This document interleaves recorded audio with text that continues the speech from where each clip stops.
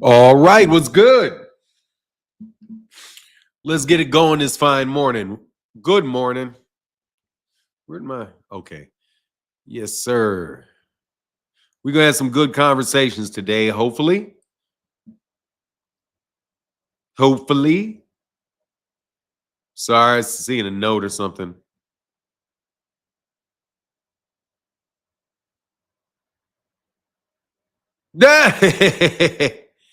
Rollo slap boxing highlights. That's hilarious. What up, Phoenix the Assassin?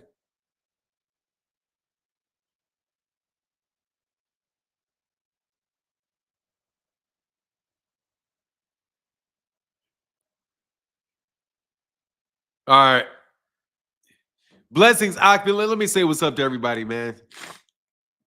We have Jose Lopez in the building. Andy Gill, good morning.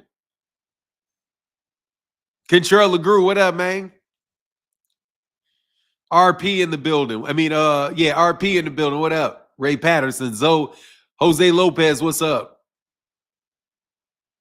Adrian Molina, Adrian Melendez, and I'm sorry, hold on. Adrian Molina, Andy Gill. What's going on? Banks the boxing fan. What up, man? Kenneth Phillips, Richard Paris. What's up, Barbara? It's Thursday. You should be getting your packages today. Shout out Ringside with LCD. What up, man? Aquaflex. What up? What up? Ringside. Yes, sir. Let's get Super Chat Thursday started. Please do. Lord, I need your help. Because let me tell you something, dog. I'm going to have some fun today. Please. What up, David? LR says Super Chat Thursdays. Yeah, man. Hey, yo, I'm about to go in. I'm going to have some fun today. LR in the building. Thank you, brother, for that support, man. Super Chat Thursdays is a critical day for the channel, so thank you very much. Greatly appreciate you. Waiting for people to come on. Yeah, today should be the day. It said it should be there by Thursday. I haven't checked the packing slip, so I did send you Barbara and Mr. Pragmatic, Sean Curley, and you and Coach Aria. I gave all you guys your tracking slips. Oh my God, bro! Thank you so much. Banks the boxing fan just about to get these dude fried. Let's start it off like this. Yes, sir, bro. Thank you so much, man. Let me get that gong, brother, for y'all. Say, man, thank y'all.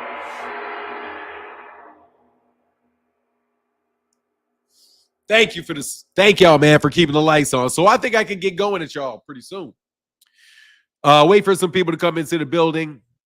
Yes, ma'am. Yes, I definitely sent you the packing slips, Barbara, so you should be able to know, not the packing slips, but the shipping, the tracking number and all that. You should have all the tracking number and all of that.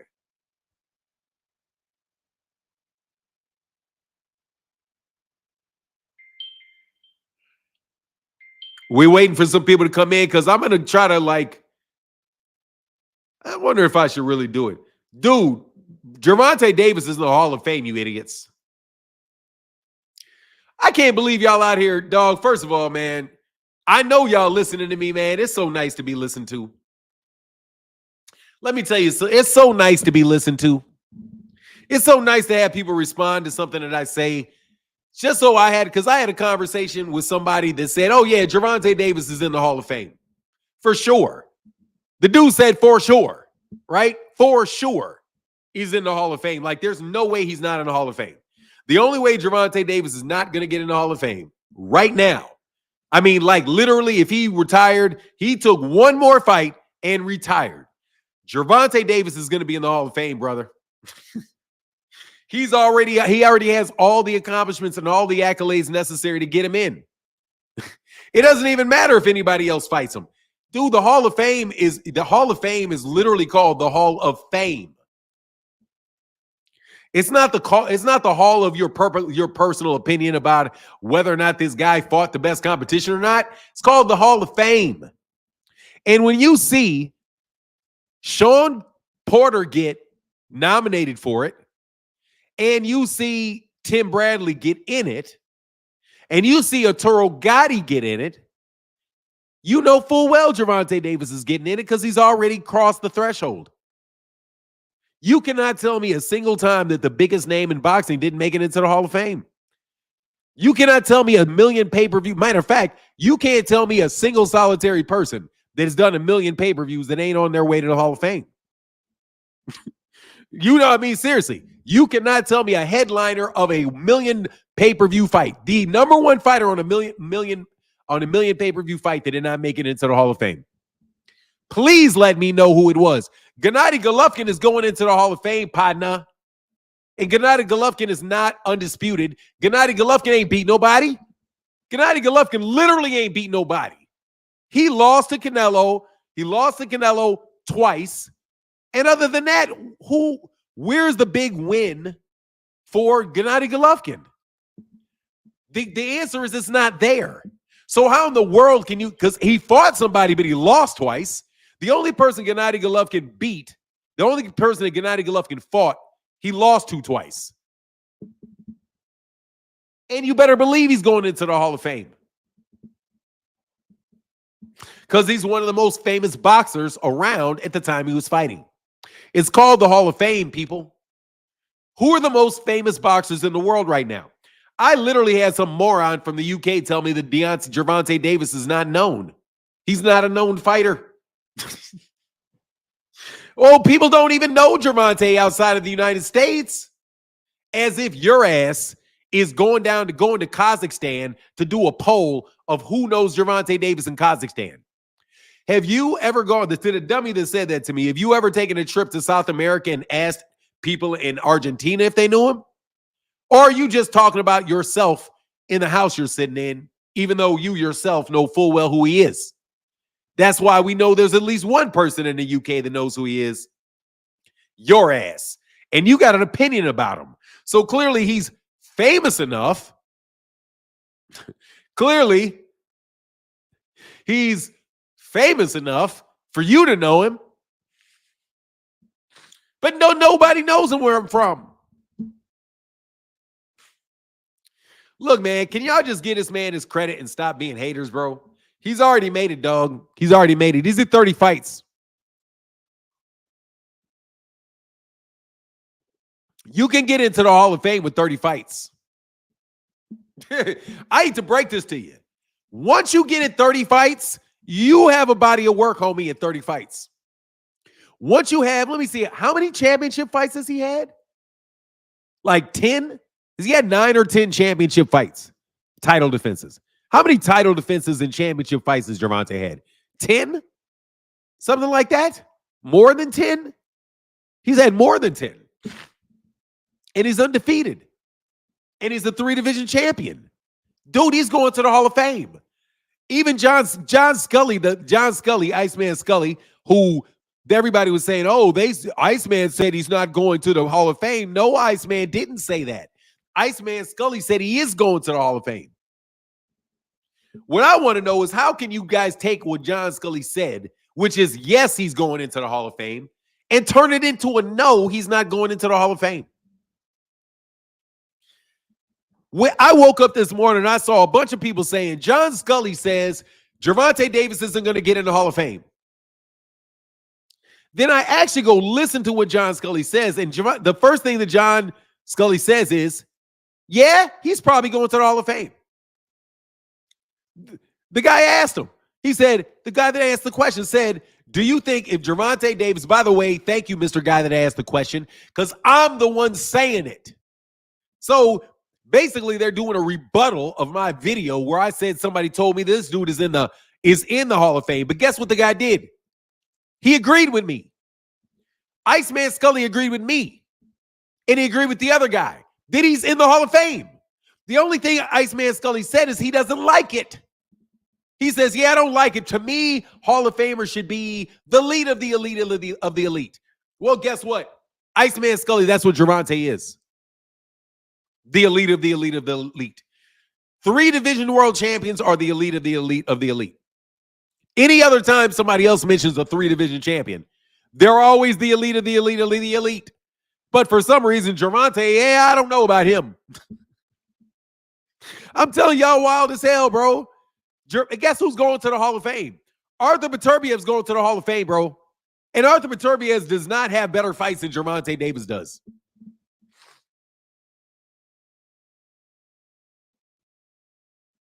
Freaking Flyer, get the fuck out of here, dude. He's going to the Hall of Fame. Gervonta Davis is going to the Hall of Fame. If he retires tomorrow, he's going to the Hall of Fame. He's a 3-division champion, dude. He's a 2-time 130-pound champion. He's a 135-pound champion. He was a 140-pound champion. The 140-pound champion that he beat moved to 147 and is currently the reigning 147-pound WBC champion. He's also sold out like 8 different arenas. He's also has the biggest pay-per-view this decade. He's also one of the most widely known fighters in the world. Dude, he's going to the Hall of Fame. Like, what the fuck are you talking about? What do you mean if not? Only thing that's going to keep that kid out of the Hall of Fame, bro, is if he decides to start sticking up to shoot, if he starts shooting up heroin and starts robbing drugstores. That's the only time. Yeah, 3-time. Thank you, Incel. 3-time 130-pound champion, bro. And by the way, he beat another Hall of Famer, Leo Santa Cruz. Leo Santa Cruz is going into, I'm making a prediction. Leo Santa Cruz is going into the Hall of Fame on the same ballot Gervonta is going to go in on. Dude, by the time by the time Gervonta Davis gets there, one of his opponents will already be in there, Leo Santa Cruz. Let me repeat that. By the time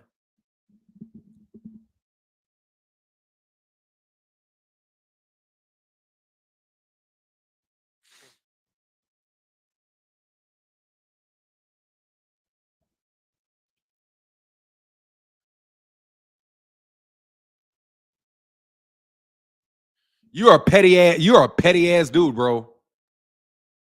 Oh, he only won titles in 3 divisions? He only has titles in 3 divisions, freaking Flyer? Freaking Flyer. That's a title in that division. That means he has 3 championships. He is a 3-division world champion. Mario Barrios was the WBA world champion. Just like, guess what? Oh, I'm sorry. I need to understand. Is Terrence Crawford an undisputed champion right now? Yeah, he is, isn't he? Yeah, he is, isn't he? He's an undisputed champion. He's a champion, isn't he? Isn't he? Yeah, he is. He's got the same belt Gervonta had. So I guess he's not a champion right now because Jermell had the super. And Jermell's coming back to get the super. So as soon as Gervonta Davis gets the super, that means Terrence Crawford was never a champion in that division.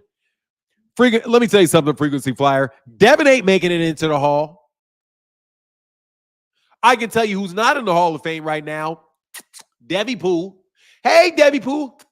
You ain't in the Hall of Fame. I know who ain't a 3-division champion. His ass. Boy. Dog, let me tell you something, bro. Boop. He is a 3-division world champion because that is a world champion. He was not in line for undisputed. He has the same belt in the division that he's fighting in right now as he had at 140. Those are world championships, freaking Flyer. Devin got his ass knocked out, though. Devin got his ass beat up, though. Like, man, you just, oh, hey. Oh, okay, cool. Okay, dope. Hold on a second.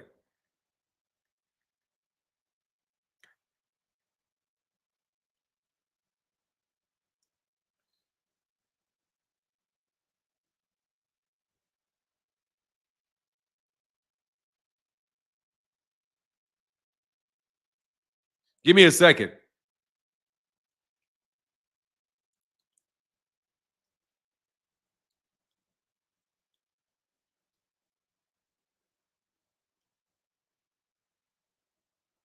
Give me a second. I got to write down.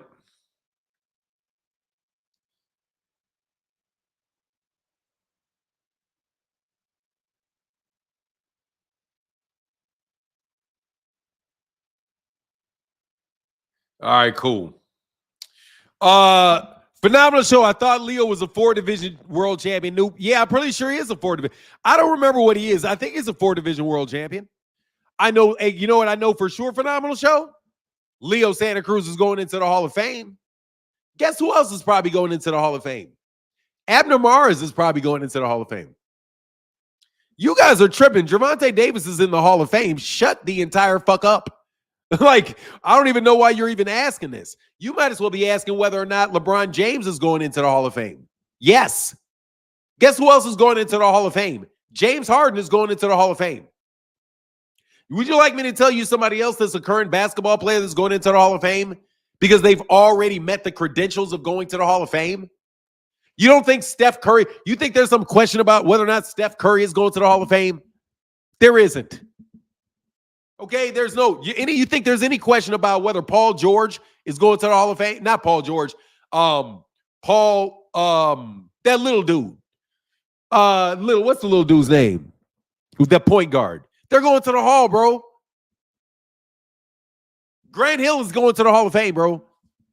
Grant Hill is going to get in that bitch. If he ain't in there already, they're going to be like, Grant, come on in here for what you did in college. Okay? Come on, man. Why are you trying to steal that man's legacy already? He already has it. The reason why you don't want to say he's in the Hall of Fame so you can keep using this bullshit legacy argument. The only reason you guys don't want him in the Hall of Fame and claiming he hasn't done enough, so you can argue that, you can argue that that his legacy isn't set. But once you know a guy's already done enough to get into the Hall of Fame, dude, his legacy is set. He just got it done fast. But guess what? He's 30. So he can retire at 33 and make it in the Hall of Fame. Dude, he can run 5 fights off, retire. Dude, and he's Gucci. But guess what? There are guys that are going to never achieve what he's already achieved that are going to get in the Hall of Fame. Arthur Beterbiev is never going to the Hall of Fame, and he's a 1-division champion. Bivol is probably going to get in the Hall of Fame. Errol's going to, hey, guess what? If Bivol gets in the Hall of Fame, guess who gets in the Hall of Fame for sure? Errol. And if Errol gets in the Hall of Fame, guess who for sure gets in there? Terrence. And if Terrence gets in there, guess who's going to get in there? Dude, we know who's going to be in the Hall of Fame, bro, because they already made it. The question is whether or not some of y'all going to get in the Hall of Fame. The question is whether or not Shakur's going to get in the Hall of Fame. Is T.O. going to get in the Hall of Fame?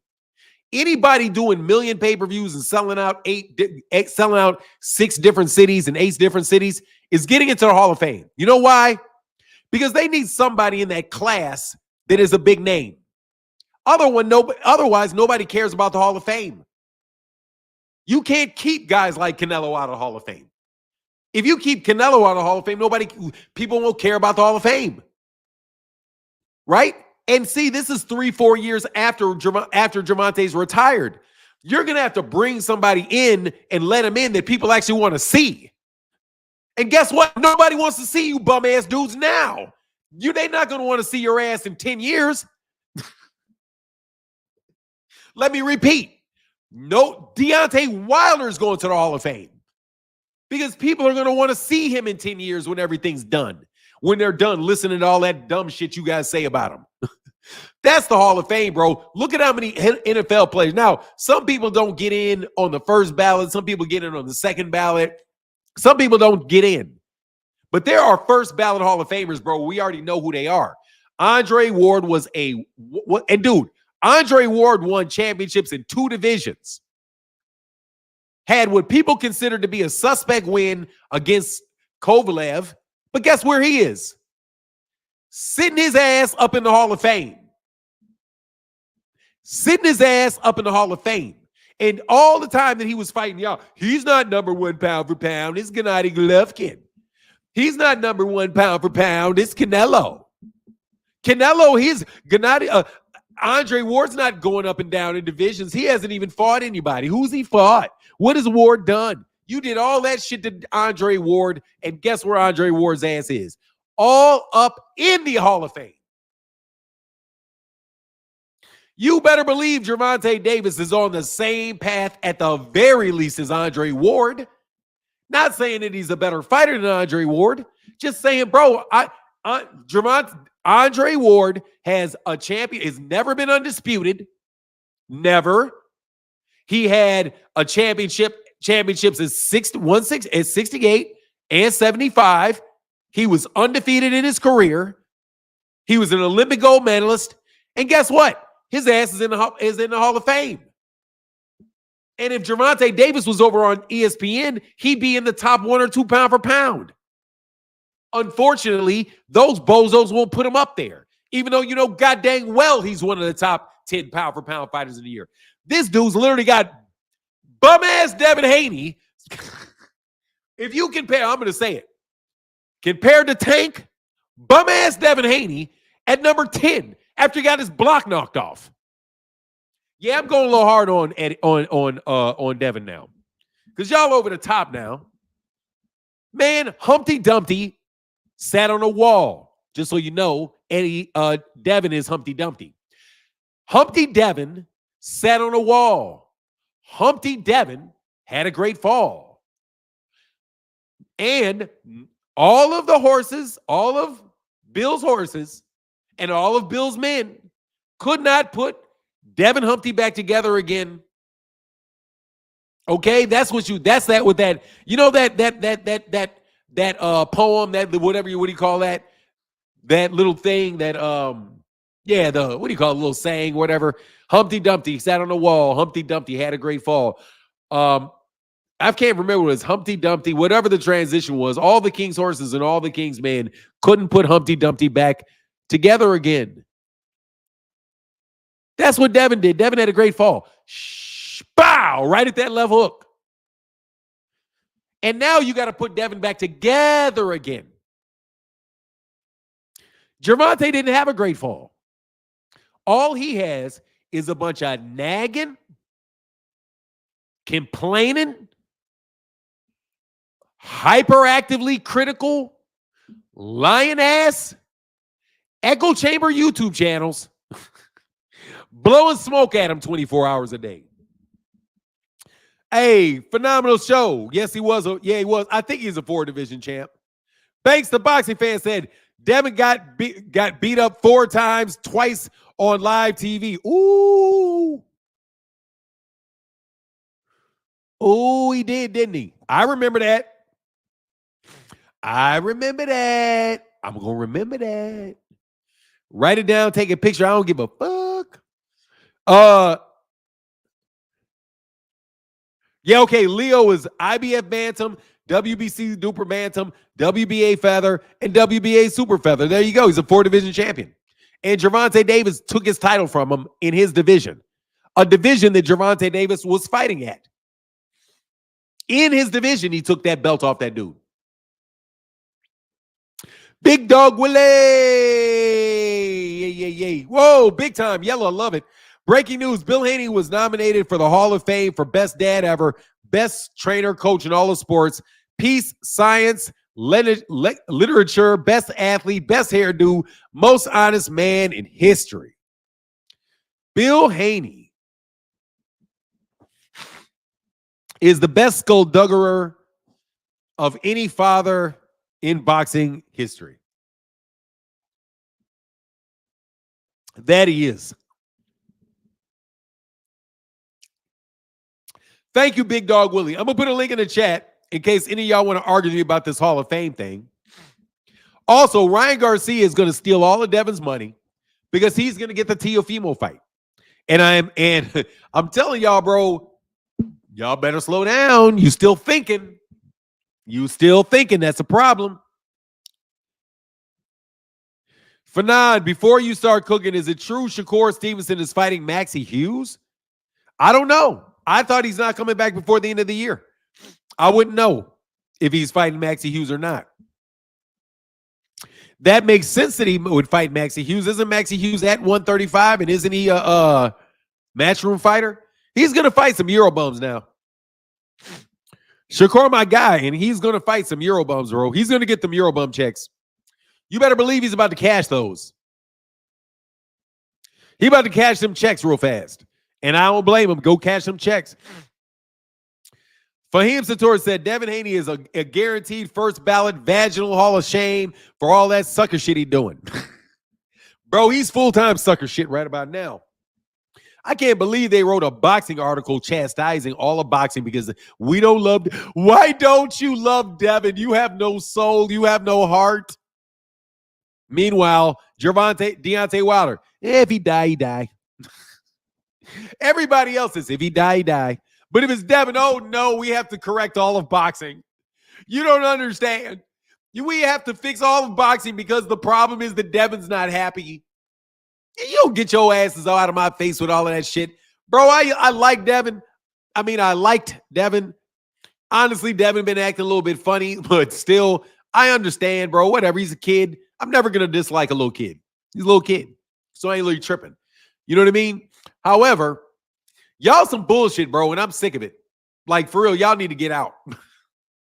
Dude, I literally have to have on my conversation because of Devin Haney and Bill Haney. I have to hold conversations like this. If you come on the channel when I put this link here, the second you tell me something that is not true, I have to pause you and make sure that I correct the record because, we got Devin bots out here who are just going to lie for 15, 20 straight minutes. Devin, what do you say? Devin fans crying like that fan back in the day, screaming, leave Brittany alone. Nah, they're getting paid, bro. They want to be done. But you got to earn the money. You got to earn it. Dog, can I call somebody out, though? Hey, bro, Claymore, you need to have one-on-one debates, you big old punk. You guys are tag teaming on debates. I have never seen no weaker shit than that in my life.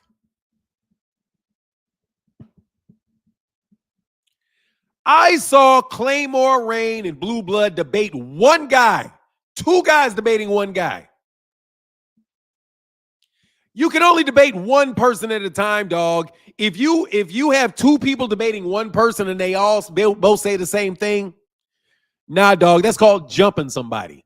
It's supposed to be one-on-one. Boy, y'all's fucking terrible, bro. Y'all so bad at winning arguments, you need to team up on people. I couldn't believe that shit. I saw y'all team up on Marcus Priest. I saw y'all team up on him. Two people arguing with each other against him. I whoop somebody by myself. You remember that Claymore, don't you? I whoop people by myself. Anyway, dude, they fucking terrible, bro.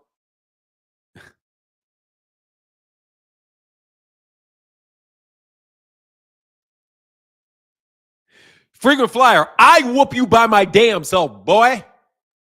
Frequent flyer, I let you up here to talk to me, and I'm not ganging up on you.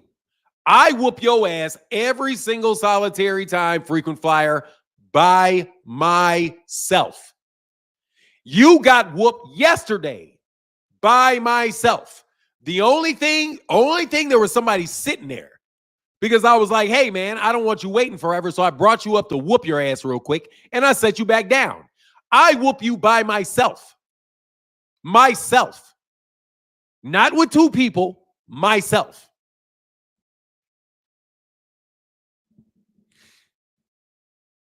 K-Solo.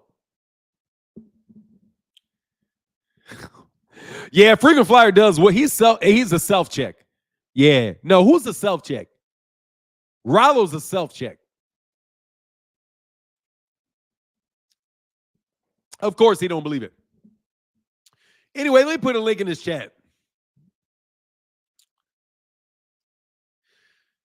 Ooh, this mushroom coffee is funny. All right, so here's the link. Bro, I appreciate the support, man, because this is about to be an hour and a half live stream today. Whoa, I'm tired. There's the link.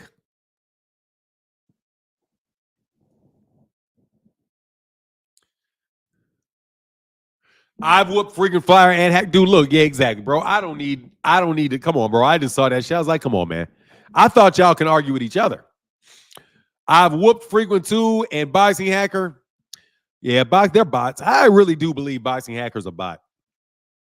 Frequent Flyer is just obstinate.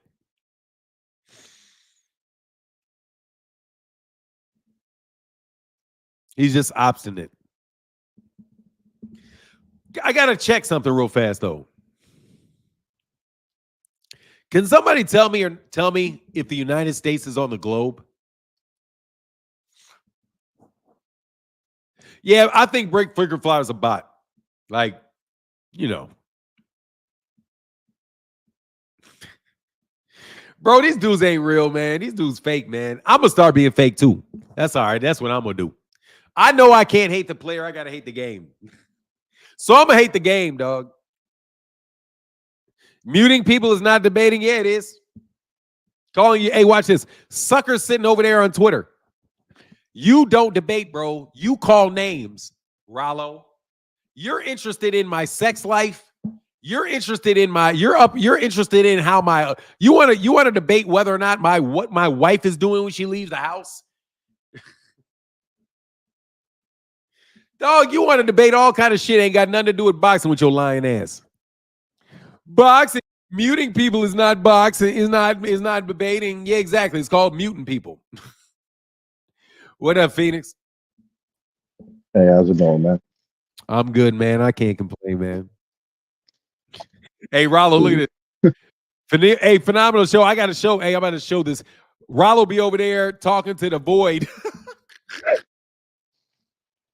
Guy. Out there in limbo, bumping his lip in limbo. What's up? They didn't like his slap boxing stories anymore. Nah, I don't think people are buying that slap boxing shit. I heard his slaps is fast like them cats. Yes, sir. Sure, man. Like honestly, man, I don't know, bro. Go ahead, man. I'm sorry. No, you good. You good. I was saying I don't know what's wrong with these people, man. Like, it's crazy that people going through so much discredit. Tank, like they treating him like he been at the same weight class his entire career, and then ignoring the fact that a lot of these people they hype about have actually been doing that their whole career. I mean, shoot, people out here talking about Devin in his second weight class. Shit, 135 was his second weight class. It was a 140 before that. Like, it's crazy. They talk about he Hall of Fame material. And hey, real quick before I walk off, because I'm gonna let you cook for a minute. Yeah. Do you have time? Do you want to debate somebody today? Because I don't get no smoke no more, dog. Can I ask you a question, Phoenix? Yeah, what up? You think I really did body YouTube boxing where they're like not gonna debate me anymore? David. Pretty much. Because they realize that you're gonna have to come with facts. And that's the problem with a lot of these people. They get emotional and think that because they feel so strongly about something that makes it true. Or because so many people are saying it that makes it true. And that ain't the case. No, sir. Let me real quick before I walk off. And please, y'all, come on up here and cook with me, man. It's Super Chat Thursday, man. Super Chat Thursday. Somebody click the link, man. Come chop this boxing with us. Hey, Fanon, did you see the IG I sent you? Yes, you did. Thank you so much, Andy Gill. When you're talking about is what there's some information where Rayo Valenzuela left Jose Benavidez, and Jose Benavidez, who's the father of and the trainer of David Benavidez, is saying basically that he didn't know that Rayo had left that organization and he just thought that he was done wrong. But pretty much that Rayo Valenzuela is going to has broken from Jose Benavidez Sr., which is, people got to do what they got to do. But I do think that it's very important, Andy, for people to be professional. Like, I work with one of the things that I work on with my son with almost exclusively, because he's doing some work for me, is on being professional. Like, one of the things that's why I really criticized Terrence Crawford about not telling the PBC that he was going to fight David Avanesyan early.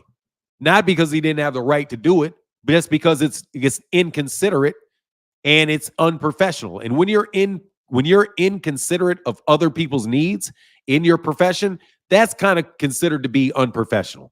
So I think that was unprofessional of him of Rayo, if this is true, because I don't know if it's true. I'm just reading, talking about what I've seen. Rayo should have let him know. Rayo should have sent him a note and said, hey, even if they're really not getting along and they're mad at each other, he should have still at least told them. Like, hey, well, I'm going to do something different. And okay, you're doing something different. And then you go to the internet to tell people. So that you just make sure you're taking care of your P's and Q's. Communication is very, very important to professionalism. And everybody, you need to make sure that everybody knows, everybody who needs to know knows before everybody else who doesn't need to know knows. Because you don't want somebody to find out something they need to know from somebody that doesn't need to know it.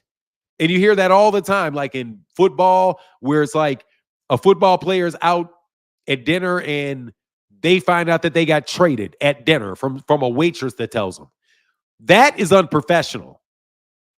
That team should have gotten in contact with him and let him know through his agent before anybody else knew. But that organization is leaking that information so that somebody can get the hot take. But that they don't understand what you're doing is you're creating a really bad taste in the mouth of the person that you do work with and treating them as if they're not valuable. So as far as Rayo leaving Jose Benavidez, it is what it is. They're grown men. They decided to work together. They decide not to work together. None of that is me. But when Jose, as somebody that is that has a business, that has, is a trainer, I do believe he may be managing fighters too. I'm not sure. For you to act to somebody who helped you along in your career and got you to the point you won a championship, to treat them with that little regard as far as letting other people know what's going on before you tell them, that's unprofessional. But also, it's not something that should be unexpected from people that have not been raised in a professional environment or have been taught that. But now that you get the pushback, maybe other people can see, I'll make sure that I let other people know what's going on before I jump on Instagram and let everybody know.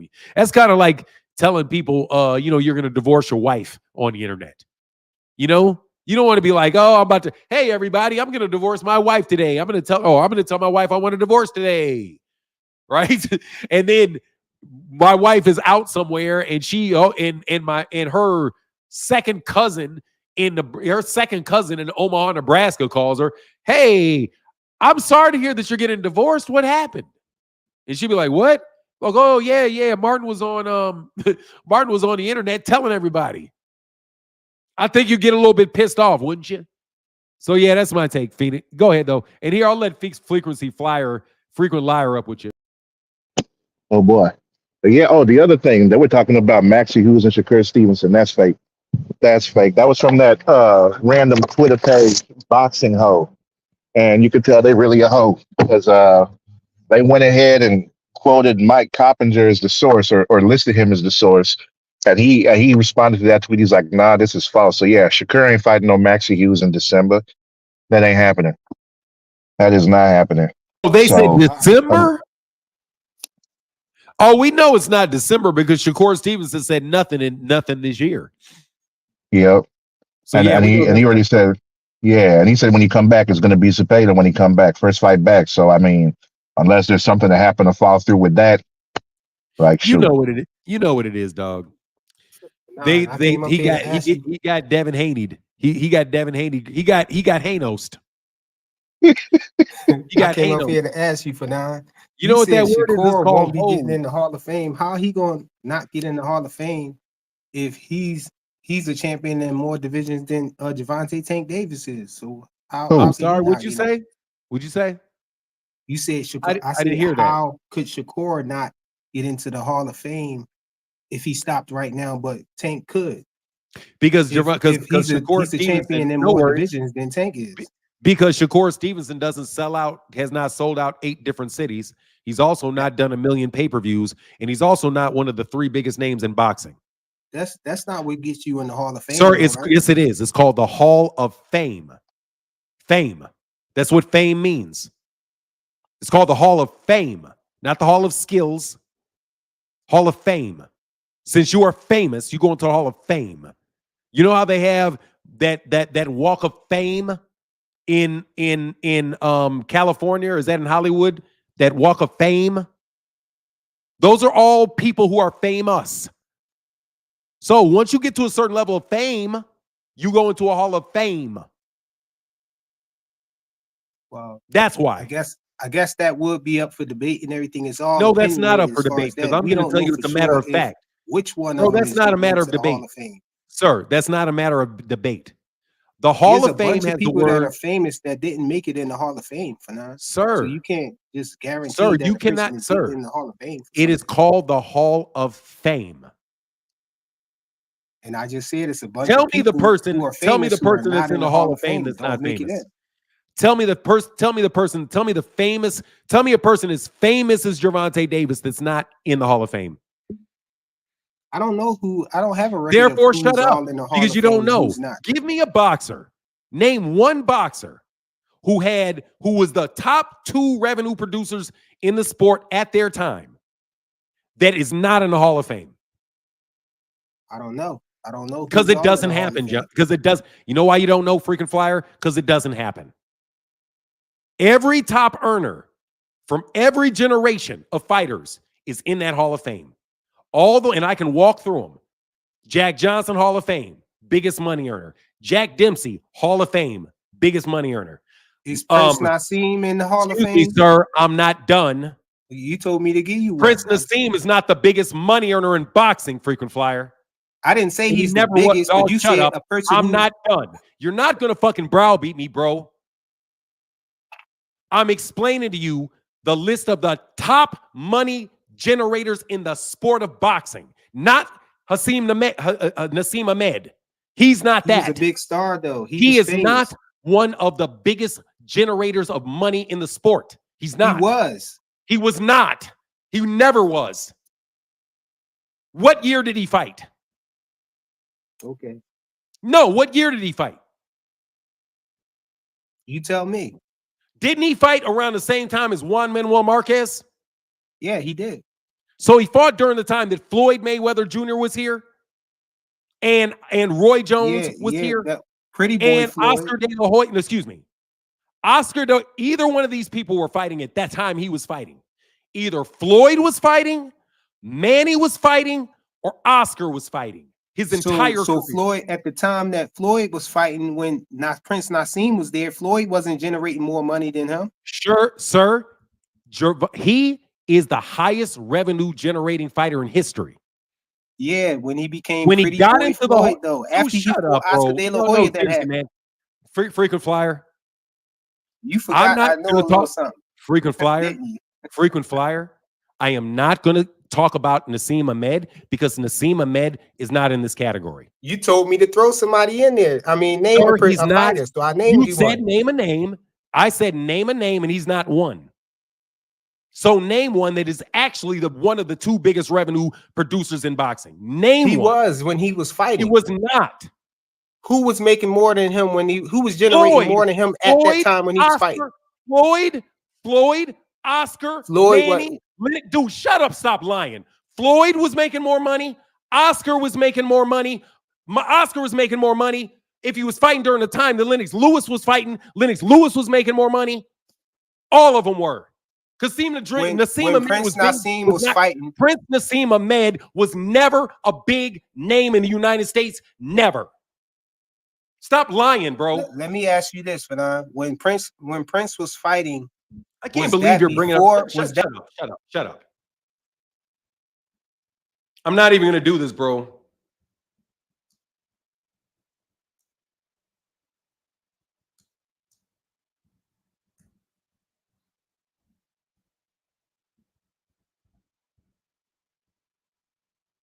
Hold on.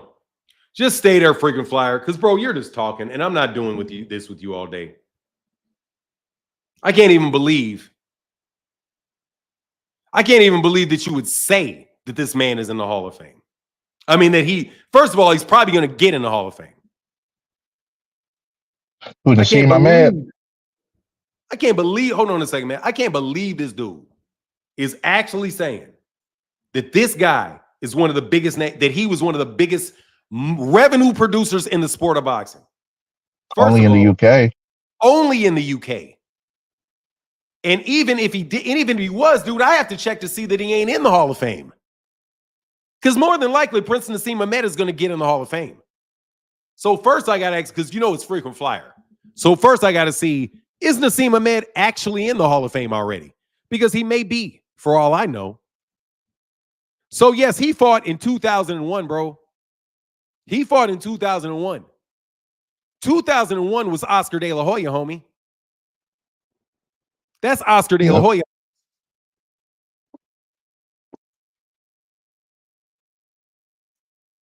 In 2001, that was when Nassim fought Barrera. Exactly. Now let me tell you, in 2001, I do believe Lennox Lewis and Evander Holyfield were fighting. So let me see. And I think that's the fight that knocked Nassim Ahmed off the highest earnings for the UK. It was Lennox Lewis. Mike Tyson. When did Mike Tyson fight Lennox Lewis? What year was that?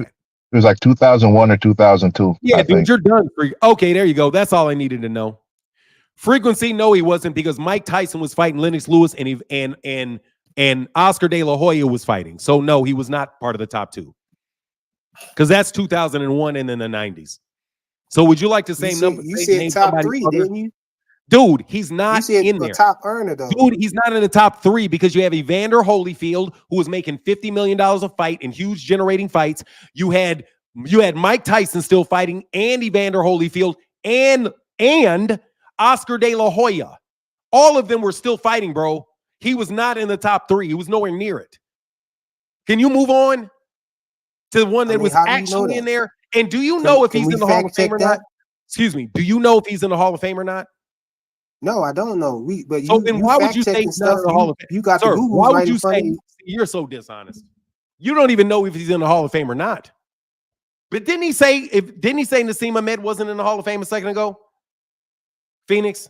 Yeah, if he said that, he's wrong, because Nassim Ahmed got inducted in 2015.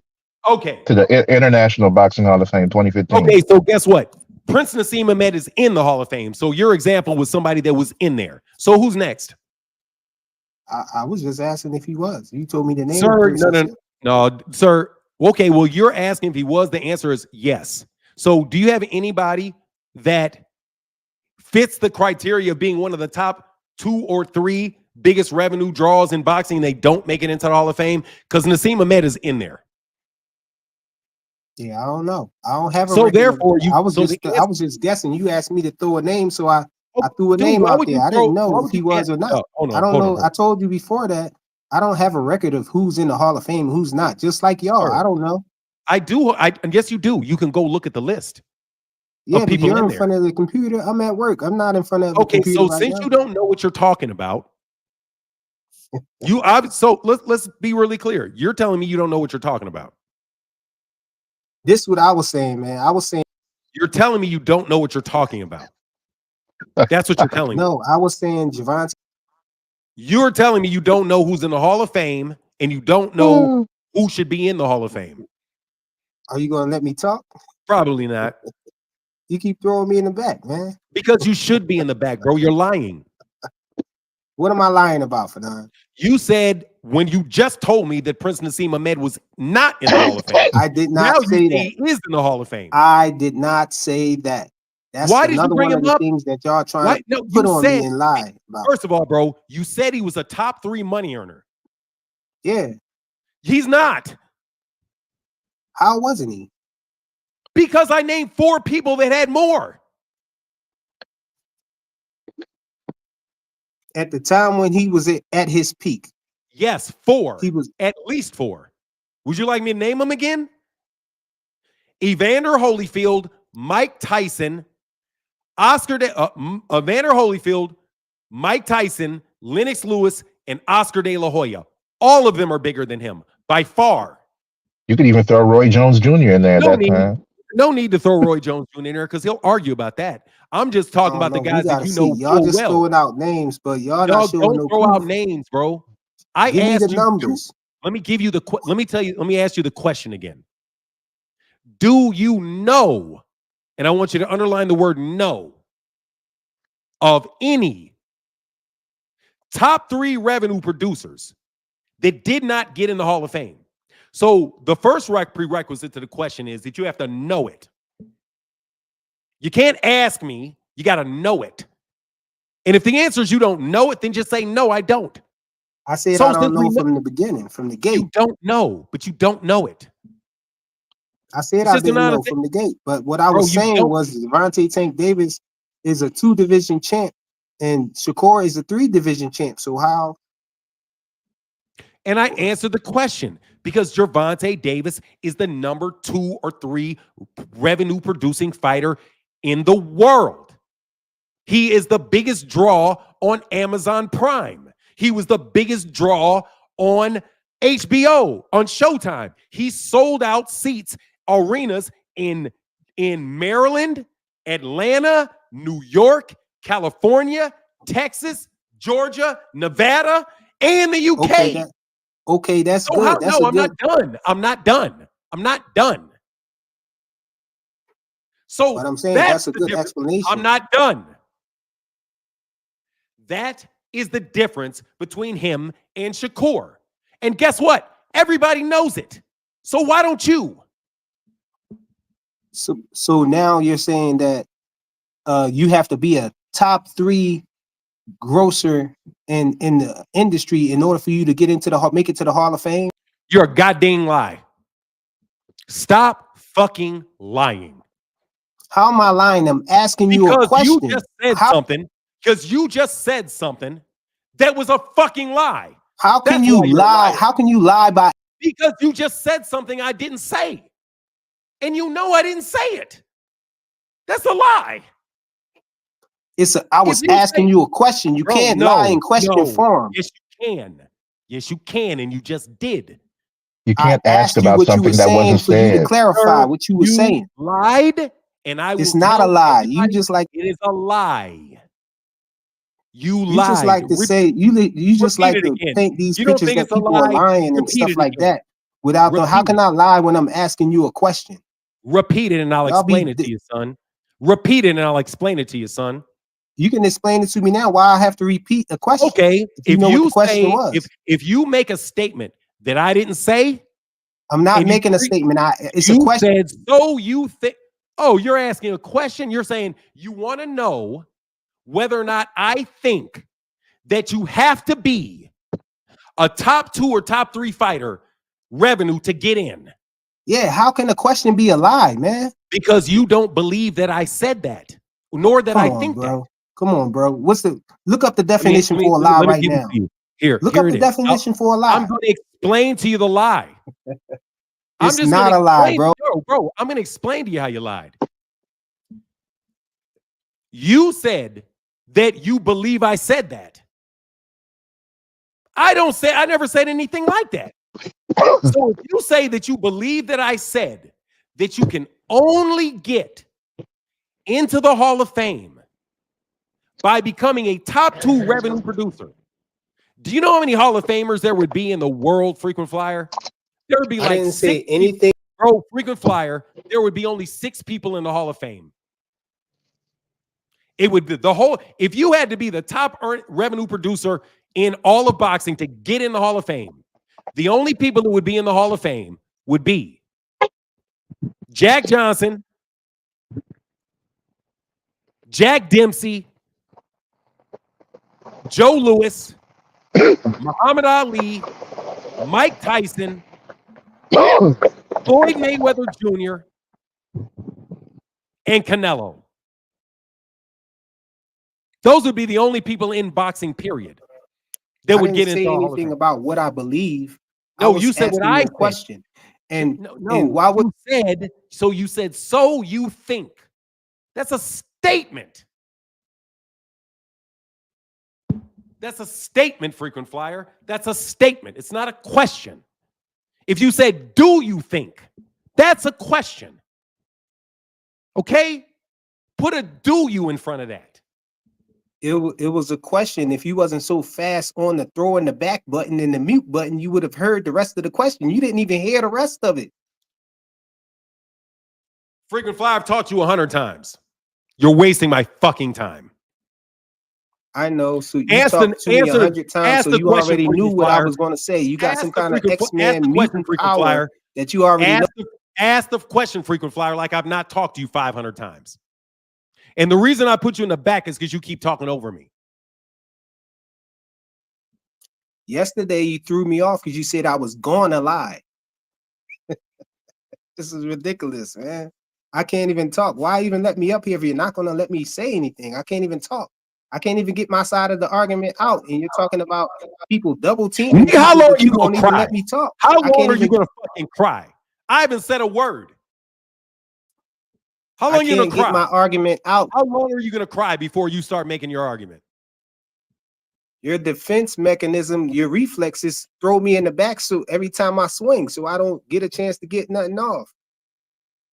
So y'all saying that Gervonta Tank Davis is a 3-division champ, but I was just clarifying that and correcting you guys to say that he is a 3-division champ. He's not Mario 2. Barrios was not a champ. Don't worry about it, bro. This dude want to act. Don't worry about it. He's a liar.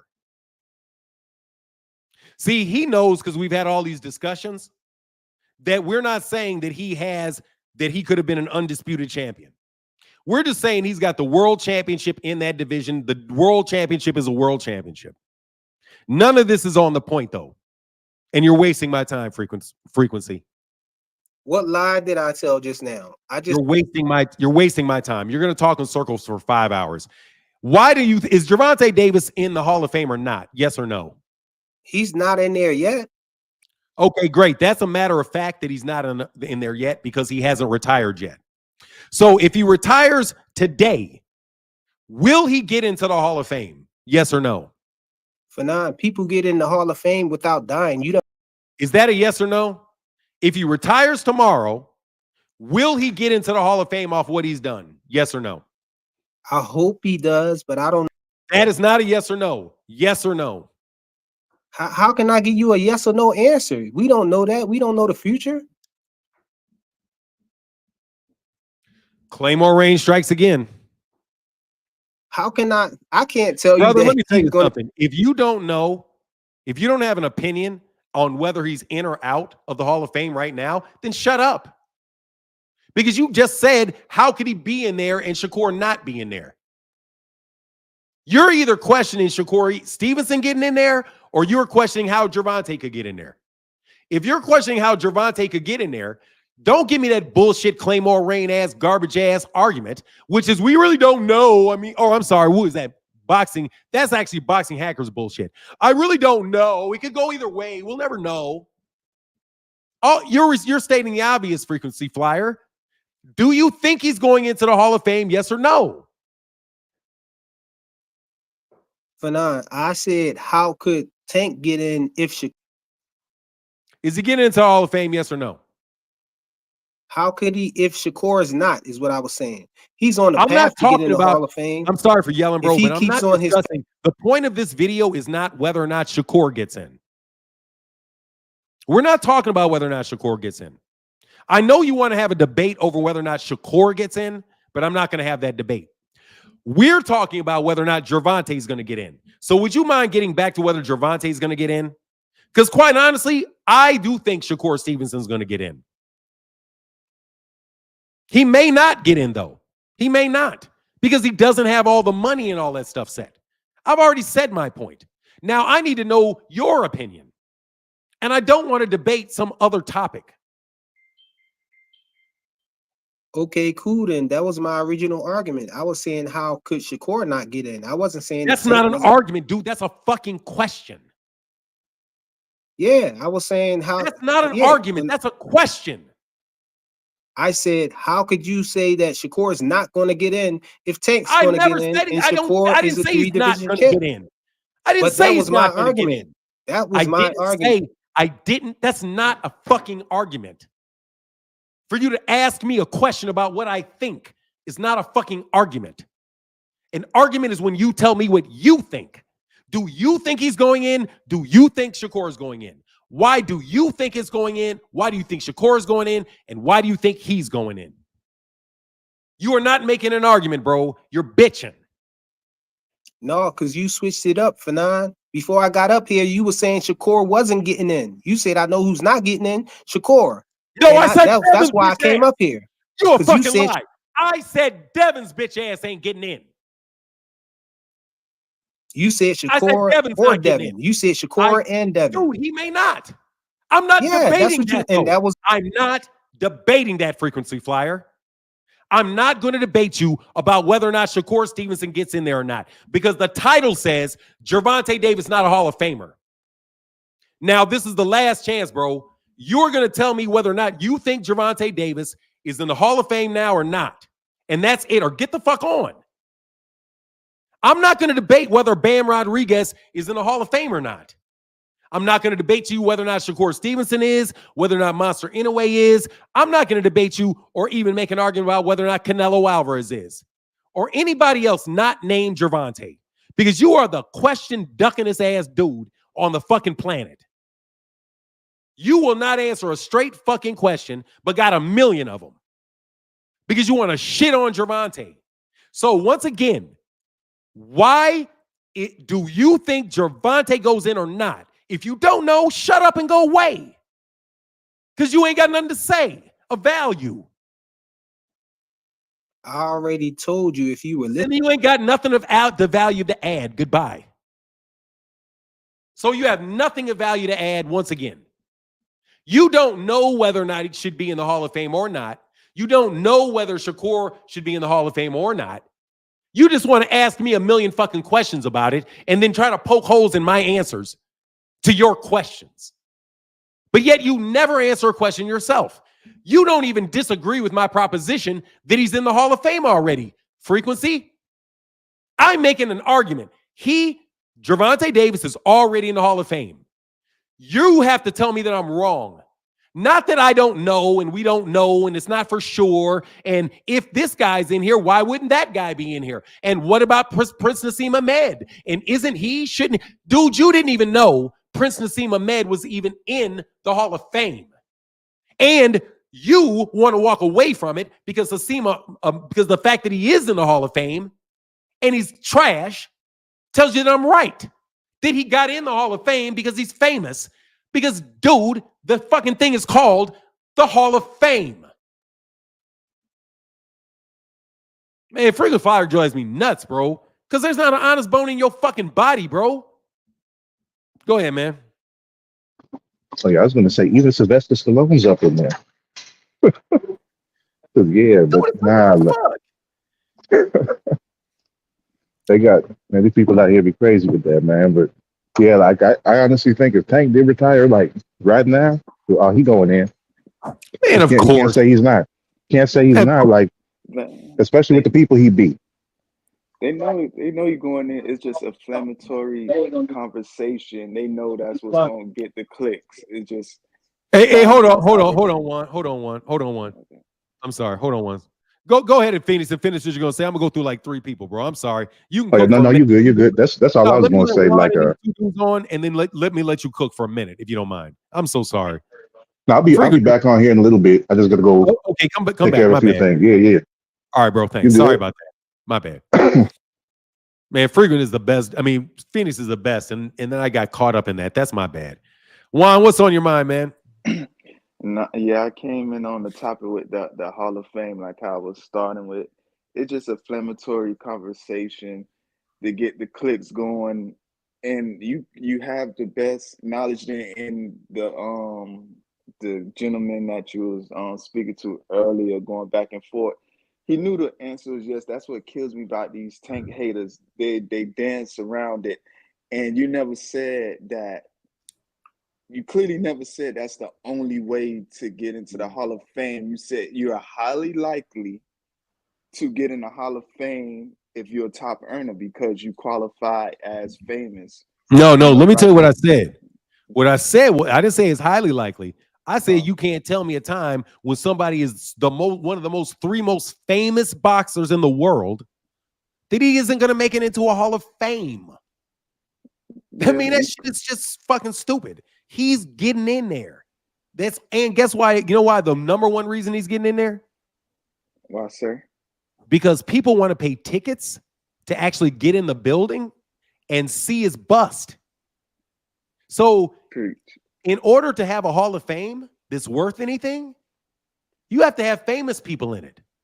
So people will go by your little museum, and they'll see a bust of Floyd and a bust of Tank, and they'll see Tank's gloves.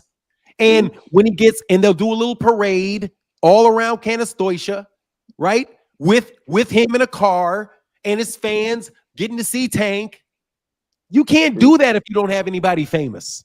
Yeah, you literally, the fans, they the ones that bring the traffic. They don't go back to see no obscure person.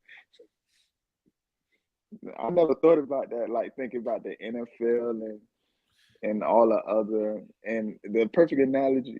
You said, hey, I can't even hear you, bro. Really? Oh, wait, I have on a earpiece. Let me take it off. Can you hear me now?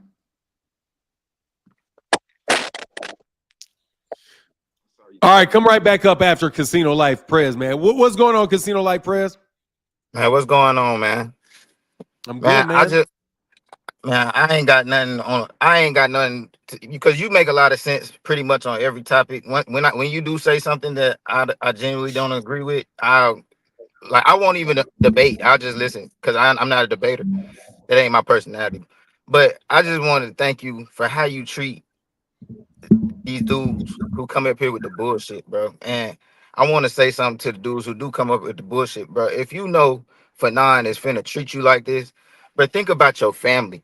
Think about, like, if your family was watching the show, what would they think about you, bro? Like, you gotta have some manhood about yourself, bro. Like, you getting put in the back, you getting cussed out, and y'all dudes just keep coming back, bro. I just can't understand these dudes, bro. And then they interrupt the whole show, bro.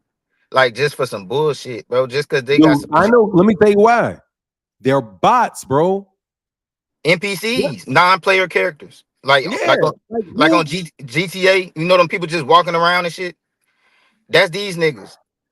You know what I'm saying? Like, bro, they don't have no self-respect bone in their body, bro. And that shit, I just want to thank you for how you treat them, because it's some channels who will really go back and forth with them folks. And bro, my family always taught me, bro, when you argue with an idiot, people from the outside can't tell who's the idiot. You know what I'm saying? So I want to thank you for the way you treat these dudes, bro. But y'all dudes need to check yourselves, bro, because, like, bro, if you had a child, bro, how would your child feel watching Fanon this morning, seeing you get treated like that, bro? Y'all niggas need some self-respect, or at least get your argument together before you come up here and sound smart, so you don't get treated like a dumbass and look embarrassed. You get embarrassed on the internet daily. Every time I turn on Fanon, it's one of y'all dumbass. It's the same dumbass niggas coming up here getting embarrassed, dog. If it was my son, I would be embarrassed for you, nigga. I would be beating your ass just for letting niggas talk to you like that, bro. So I don't know why y'all come up here. Why y'all come up here knowing y'all gonna get disrespected? So that just tells me that y'all get disrespected on a daily basis. You're the type of dude in high school, you get slapped on the back of the neck and don't do shit. Like, bro, this is boxing. Get y'all soft ass on. Y'all be crying. How you gonna cry to a man about getting put in the back? Just leave. Just leave. Like, if you talk to me like that, Fanon, I'm Bro, they gone. can't leave. Yeah, know why? Gone. No, but if you at the dog, first No, of all, but bro, you're right though. You're right for how you treat these dudes, because that's how I treat. Listen to me. You mischaracterizing it, dog. You mischaracterizing me. All right. Okay, look, man. When I'm telling you, bro, it looks like I'm disrespecting them, but I'm not. I am just being real straight to the fucking point with no bullshit. So if I put you in the back, it's because you keep talking over me and I know what you're doing. See what he's trying. Let me tell you what Frequent Flyer is really trying to do. He's trying to just, if you keep talking, just say something. Yeah. I mean, right. But that's another thing that shows that you didn't. Yeah. Yeah. You know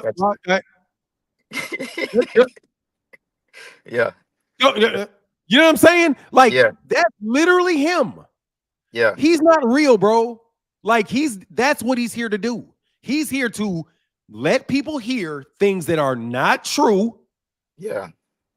Right? They're letting people hear things that are not true, that he knows is not true. That dude knows damn well that you get into that fame means fame. Facts. But see, they don't. They want to twist it for the person that they like. Right, because they're trying to win an argument, bro. Right. And you're not gonna win one because I'm ruthless with the argument. But I don't mean to. I really don't mean to disrespect people. I feel disrespected when somebody comes up and try to pull that shit. I like that you do it, bro. I'm not a guy who's respectful to disrespectful people. So when you feel disrespected, bro, I don't give a damn about these lame ass niggas. I can't even believe they keep coming up here. I don't give a damn. I do not give a damn what happens to these niggas, dog. They don't have no respect for themselves. But no grown ass man finna talk to me like that. And you're right for talking to these niggas like that because they accept the shit, bro. Y'all should be gone. Y'all should be gone. I done seen y'all niggas too many times. Y'all ain't never got shit to say, and he's letting y'all know that shit.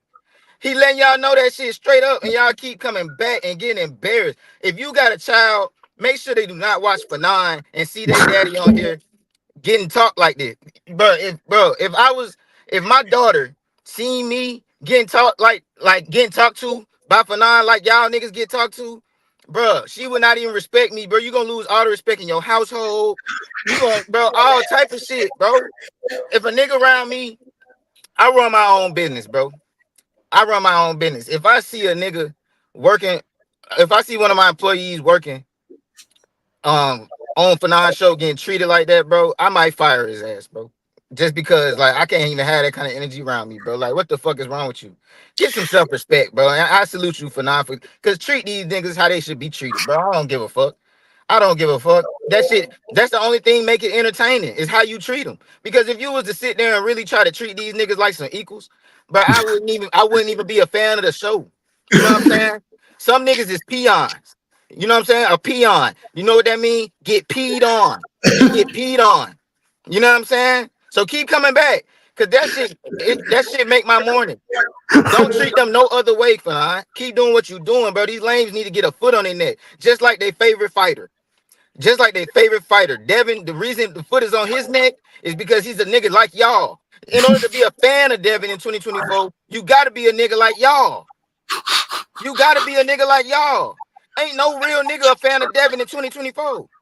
You know what I'm saying? So the fact that y'all even coming up here getting treated like that, y'all getting treated the same way Devin getting treated by the boxing world, and y'all niggas need to get y'all money up and go pay some platforms to make y'all niggas feel better about yourself, because ain't nobody with a real opinion gonna say nothing positive about y'all niggas. Y'all niggas is some bullshit. Peons. That's why y'all get sent to the back. That's why y'all get muted. That's why y'all, because y'all niggas ain't talking about shit. You need to thank for9 for even letting y'all niggas come up here again. Because, bro, I wouldn't even let these for9. Only thing I would do different, I would have a list of niggas that can't come back. That's the only difference I would do. But I'm thoroughly entertained by how you treat these lame ass niggas. You know what I'm saying? You about to get a show in a second. Oh yeah, man. Look, well, I'm not a debater. I appreciate what you do, bro. But it just baffles me how these niggas just keep coming back. They like roaches, bro. Like because roaches. I'm telling you, we speak a slightly different language. I get where you coming from. Basically, you saying these is just some bullshit ass niggas. So you don't understand how they can exist, is what you really mean. Like, basically. You just don't understand them, period. Like, I don't want to because if I try to understand, bro, then that means there's a soft spot in me that gives a fuck. I don't want to give a fuck about y'all lame ass niggas. You know what I'm saying? Like, bro, I'm a real sick nigga, bro. Like, if I seen a video of a lame ass nigga getting smacked by a car, I'll be rolling, dying, laughing, bro. I'm sick. That's why I like boxing. I like bloody shit. I like niggas getting their ass whooped. That's why I'm a boxing fan. I don't watch nothing else because it's not violent enough. That's why I'm a boxing fan. I like violence. I got this guy right behind you, so let's roll it man, up. keep doing your thing. No, seriously, Casino. Hey, seriously, man, I needed that. That shit was great humor. And Phoenix has said, dude, let me tell you, freaking flyer, bro, he ain't tripping on me. He talking bad about your ass. He didn't say I was great. He said you was a bitch. And then these niggas, and then they so lame that they don't even understand that. You know what I'm saying? They so fucking dumb, they don't even understand that. You see what I'm trying to tell you? They really sit there and translate that into me dissing you when I'm talking about they bitch ass. Yeah, exactly. You know what I'm saying? So let me be direct. I'm talking to you, frequent fire. I'm talking to you, boxing hacker, and whoever else is a nigga like y'all. Fuck all y'all niggas, bro. And I can't wait next time y'all come up here and get treated like a bitch, because that shit make my morning. You know what I'm saying? Salute for nine. All right, man. Get back, man. Oh, God, bro. Yeah, he ain't talking about me, dog. How can I help you? Hey, good morning, Fanon. How you doing today? How am I doing? What'd you say? You asked me how am I doing? Yeah, how you doing? You don't give a shit, so why you asking? What's up? Oh, because you're being polite. I'm doing well, man. God is great. God is great. That's correct. Anyways, I wanted to go off of your title. I don't think Gervonta Davis is a Hall of Famer, in my opinion. I have to agree with that title. I haven't heard your opinion on it. Do you think? No, I'm not gonna give you my opinion, dude, because you already know my opinion. Why isn't he a Hall of Famer? Because he hasn't done enough in my eyes. I don't think he's done enough. Everything he's done more in every category than many people that are all in the Hall of Fame. Yeah, I disagree with some people that are in there. Like no. The question is whether or not I'm sorry, maybe you misunderstand the question. Maybe I do. Yeah, the question is whether or not you would put him in your Hall of Fame. No. The question is he going to get in that Hall of Fame? The one that you see people in. Even that I'm not sure about right now. No, you're not. You're absolutely positively sure, so I don't get why you're lying. But yeah, I think he's got to come beat Shakur. He's got to jump up in weight. Sir, shut up. Why would he have to jump up into his fourth weight division? Before again, why does he have to go into his fourth weight division again? I'm just wondering. No, seriously, as a criteria to enter into the Hall of Fame, why would it be that you have to go into your fourth division twice in order to get into the Hall of Fame? That's not a criteria. Marvin Hagler. So therefore, you shouldn't mention it. Marvin Hagler didn't do that. If it's not I'm sorry. This is how this works, King. Go ahead. Yeah, sorry. Who are you talking to? Saying, go ahead. Sorry. Sorry for interrupting you. No, you're literally talking to somebody else. No, I'm talking to you. No, you're talking to somebody else. You were like, I heard it. I'm in my car, man. There's nobody around me. But go ahead. Sorry. Oh, okay, sure.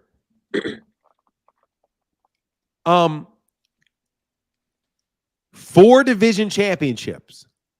If you don't get your, if somebody named Joe Smo had 30 fights and he was undefeated and he had 28 knockouts and he was a 3 division champion, the biggest revenue earner in the biggest revenue earning country in the world for boxing, and he's beaten Hall of Famers. And he beat people that after he beat them, they went on to become world champions. Multiple occasions. What's missing from that guy's resume? It's missing unification fights. It's missing championship. No, let me rephrase 135. What is he missing that is going to keep him out of the Hall of Fame? Okay, so he's gonna get into the Hall of Fame with the list you're talking about, but not on my list. He's gonna get into the Hall of Fame. Period. So just say he's gonna get in. Yeah, but not on my list. Let's just get somewhere, okay? Maybe one time we can start being honest. Okay. And we don't have to get around. I got to do all of that to you, okay? You know full well that people get into the Hall of Fame for different reasons, and they all got different resumes. Because guess who was never an undisputed champion? Andre Ward. Guess who was actually never a unified champion?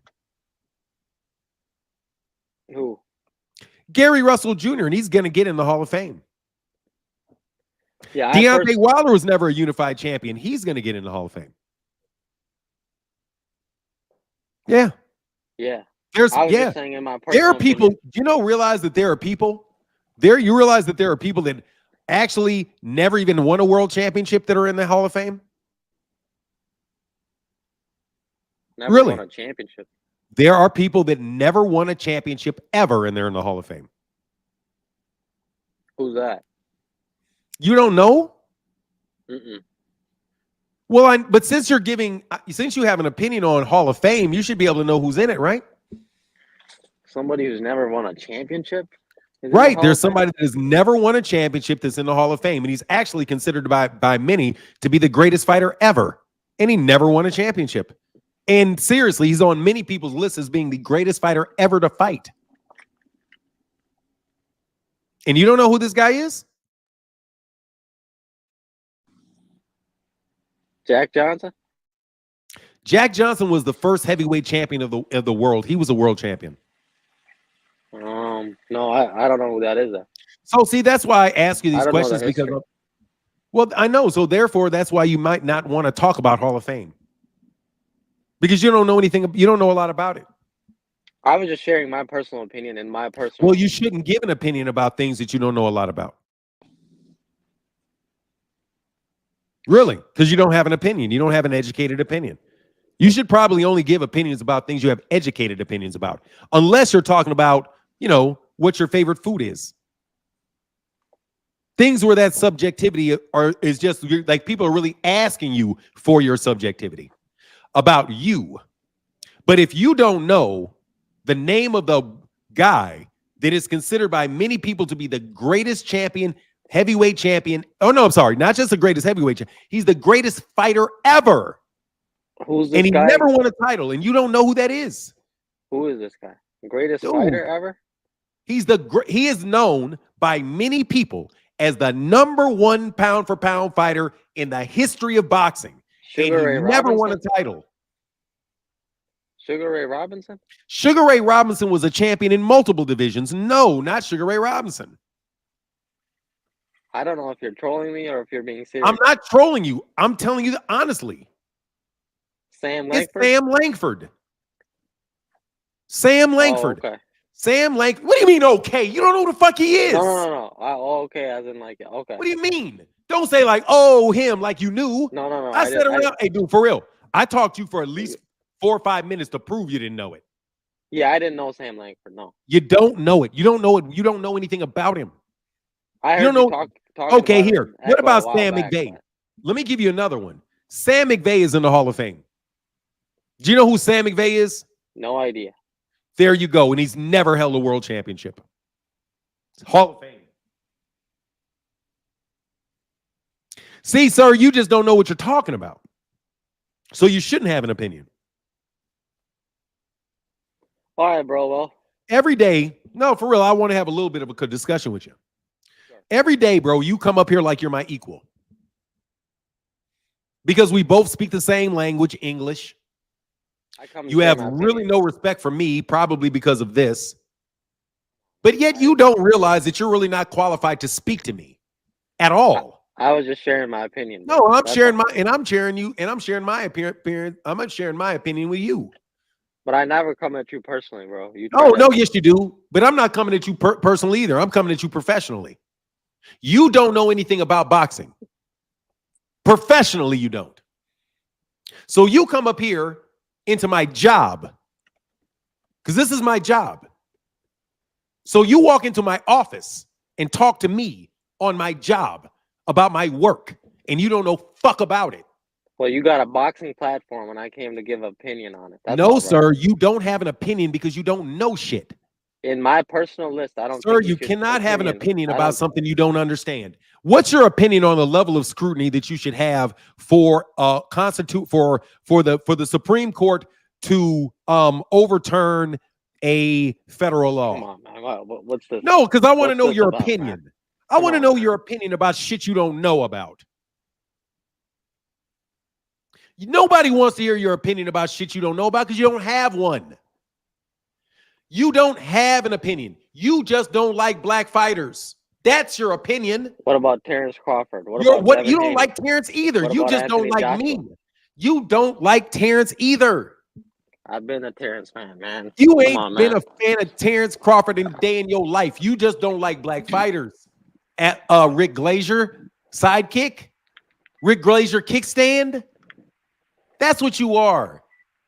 Okay, and that's why the last caller said, why can I talk to this guy like that? Because that's what you do. There's no reason in the world you would be taking all this shit. if you didn't have a vested reason to do so. So take your robot ass. So do me a favor. Take your robot ass back to Rick Glazier and tell him to bring me somebody that I can actually be entertained by. Or bring his ass on so I can fold him too. Okay? So that's what the fuck I thought. You want to talk to me about boxing, bro? You're not qualified to have the conversation.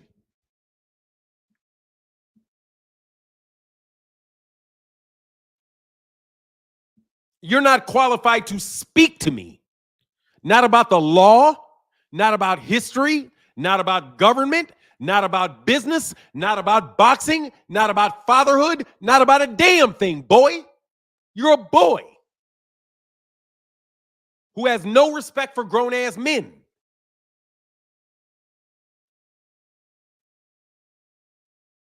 You guys think because you young, man, some of y'all can whoop me physically. You guys can't touch me mentally. So stay your bitch asses over there. And I don't mean, and I got to be true, I don't mean calling you a bitch physically. I mean you're mentally a bitch. Mentally, you're a bitch. That's what I mean. I mean, I will slam your ass all around the room and toss you up, throw your ass out, bring you back. Anything I want to, because you're slow-witted to me. You're slow-witted, King. Slow-witted. You have zip fucking talent other than to lie and have dedication to spreading misinformation. Tell me I'm lying. Woo! Come on, freaking. We all know the way you set up your statement question is disingenuous. Then you play dumb. That's the exact reason why Fanon calls you a liar. You either know what you're doing or you don't. You can't have it both ways. Do it exactly ringside. Frequent Flyer literally said to me that he put a red herring in there, right? What's the red herring? A red herring is an argument that I didn't make. That's a lie. A red herring is a version of a lie. He said that I put forward the proposition that the only way somebody can get into the Hall of Fame is if they are a top 3 revenue producer ever. And I didn't say that. I said that if you are that, you get in. But you could also be a 10 division champion and be undisputed in 10 different divisions, all simultaneously. But nobody wants to see your fights. Guess where you're going? The Hall of Fame. Because people are going to be like, oh, I like that. Different people get into the Hall of Fame based off your career, not the career of other people.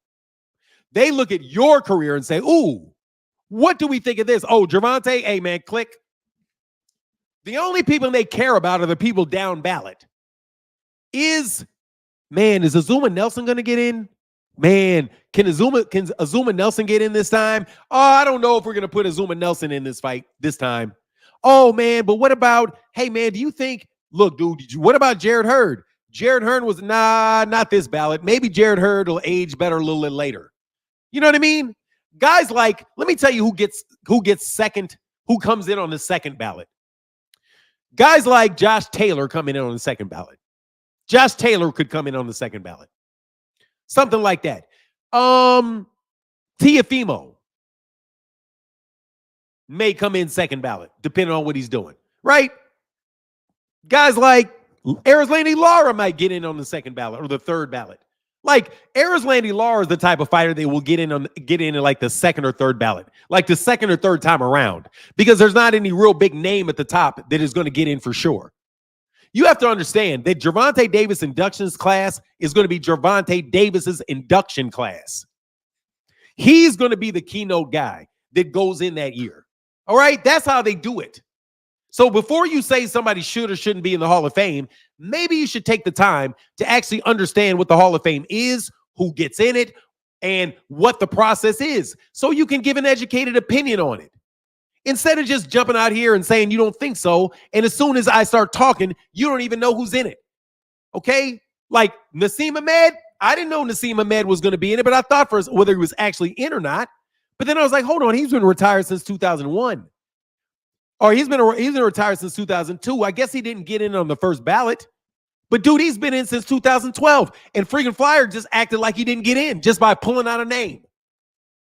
Oh, Naseem Ahmed was a big draw. He never got into the Hall of Fame. What about him? And then he says, oh, I was just asking the question. I wasn't saying it. Yeah, right, bro. Banks, the boxing fan in the building, say, God, get him out of here. Oh, yeah, no worries. Dude, eventually they got to all come here. Let me tell you why I was so happy about dog. Hey, what's Najee from Boxing Talk? Not from Boxing Talk, I'm sorry. Najee from Cigar Talk. Dog, when I saw Najee from Cigar Talk, I thought to myself, oh, yeah, maybe I should talk to this dude to bait these cats to coming on my channel. I'll be like, hey, Cigar Talk, hey, man, why don't you challenge these dudes to jump on Fanon's channel, man? Like you challenge Southpaw to fight Greg Hackett. Bro, I ain't gonna lie, dog. You know Southpaw's my dude, bro. I rock with Southpaw. I rock with Greg Hackett, bro. But, bro, Najee wasn't trying to do Southpaw no favors with that one.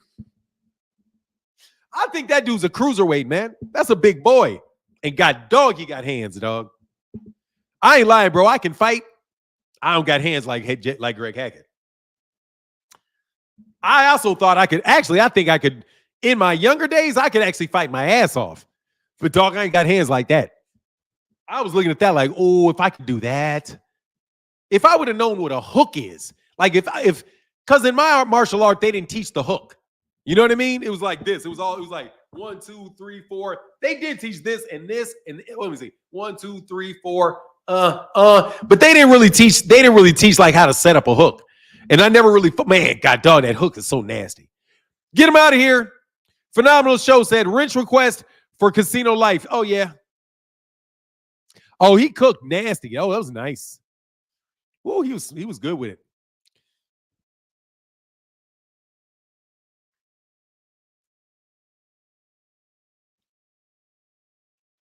And Frequent Flyer is really mad at me too. Frequent mad as a mug at me. Casino Light Prez, right? Casino Light Prez, I need you to put a comment in. Oh, there it goes.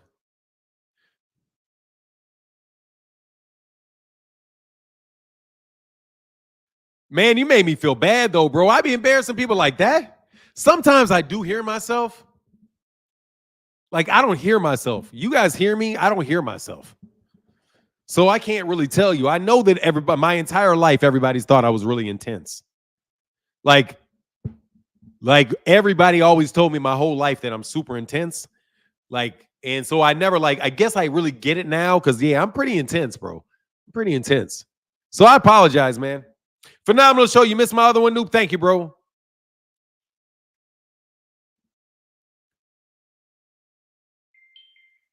Phenomenal Show. You said you missed him trying to claim Tank isn't a 3-division champion. That slipped by you. No, it didn't. I ignored it. Phenomenal Show.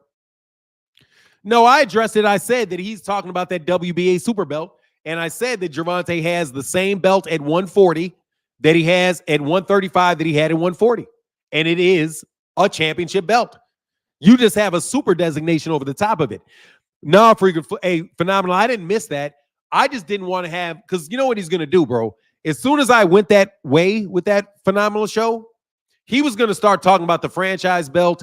And we were going to talk about, for the next 4 hours about how the franchise belt's not like the WBA Super and how the WBA Championship belt is not like the WBA Super Championship belt. The WBA World Champion is not like the WBA World Champion. And I would say, yes, it was. It was from the same organization. These secondary belts did not, these super and franchise belts didn't come along to the 2000s. I don't want to have to do that whole litany of history with this dude every fucking time I talk to him. But that's what you have to do every time you talk to Frequency Flyer. So what you do with Frequency is that you got to cut off certain lines of conversation. Like, I'm not going to talk about shit I know ain't right. So you can say he's a 2-division champion, 3-division champion. It doesn't matter to me. The simple fact that he's 2 is enough. Because guess who's a 2-division champion? Andre Ward. Andre Ward is a 2-division champion. 2 divisions.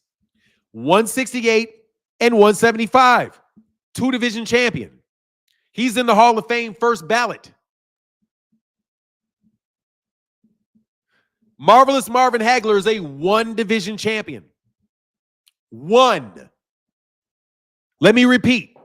Marvelous Marvin Hagler is a 1 division champion, and everybody that of the guys, the big name guys that he fought, all of them came up in weight. Okay? If they don't hold that against Marvelous Marvin Hagler, who the entire time that he was at middleweight was just fighting middleweights. And Sugar Ray Leonard came up, Duran came up, Hearns came up, and he fought all of them. And nobody complained about him fighting them. In matter of fact, they called it the era of the 4 kings. And guess who won the most fights out of the 4 kings? I guess it's Leonard, because Leonard has a win over Duran. He has a win over Hearns, and he has a win over Hagler. But let's see. Really, Sugar Ray Leonard's got, Hearns has got 2 wins over, or he has a win, really 2 wins over Sugar Ray Leonard, really. And he's got a knockout win over Duran. And then he's got a loss to Hagler. But nobody's criticizing Hagler because he knocked out a guy that moved up from 2 weight classes below, 147, in Tommy Hearns. He's in the Hall of Fame because everybody knows that they're really good fighters. See, what you guys are doing in this little echo chamber you have till you get your next big client, I know what you're doing. You're just blowing fucking smoke until you get your next client to come by and start lying for paying you to lie to people.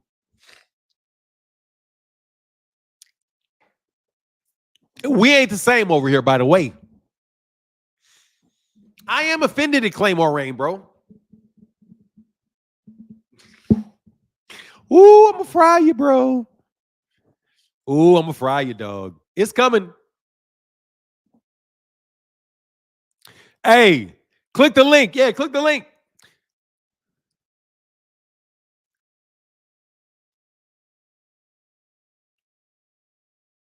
What is that, Juggernaut? The dude with the big eyes that say the morning after with the what? What you talking about? You talking about showbiz? You can say showbiz boxing. I don't care. Just say the name, man. I'm tired of all of that, dude. I'm tired of all of that cloak and dagger dumb shit like everybody don't know each other. Bro, we all know each other. You talking about showbiz. I don't care if you say something. I don't care. As long as you don't, I'm not going to disrespect the guy. You know, he's good at what he does.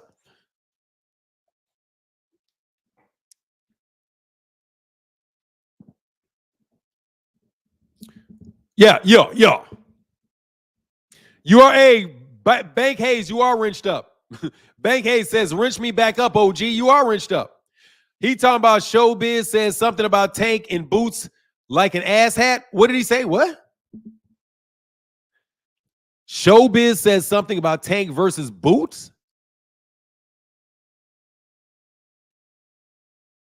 Who said, hold on, what did, I don't listen to Showbiz. I'm just going to be honest with you. What did Showbiz, the adult, say about Tank and Jerron? No, what did he say? Tell me for real. What did he say? I'm interested. I didn't ever watch the dude. You guys are telling me about him. Like he's the hot. Hey, bro, y'all say he's the best shit since hot bread. So let me know what he said. For real. I'm looking for somebody that's prodigious with their analysis. I don't have the opportunity to listen to him. Just so tell me what he says. He said Tank is so skilled, it's no matches for him in 140 to 147. That's fine. So what?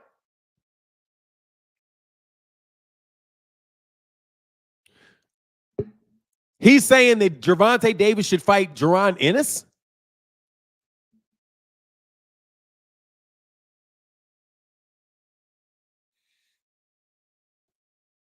Gervonta Davis and Jaron Ennis. And it's a serious conversation that's a serious fight? Hold on. Let me make sure I understand this. That Gervonta Davis needs to move up and fight Jaron Ennis Please put a 1 in the chat if this is what's actually being said. That Gervonta Davis, in order to prove his greatness, needs to go to 147 to fight Jaron Ennis. Put a 1 in the chat if that's actually what's being said. I don't mind talking about it, but I don't want anybody to tell me. I don't want you to put something on the man's name and me respond to it, and I don't know exactly what he said. So I need somebody that I really trust to tell me, because that shit right there, I don't believe he said it.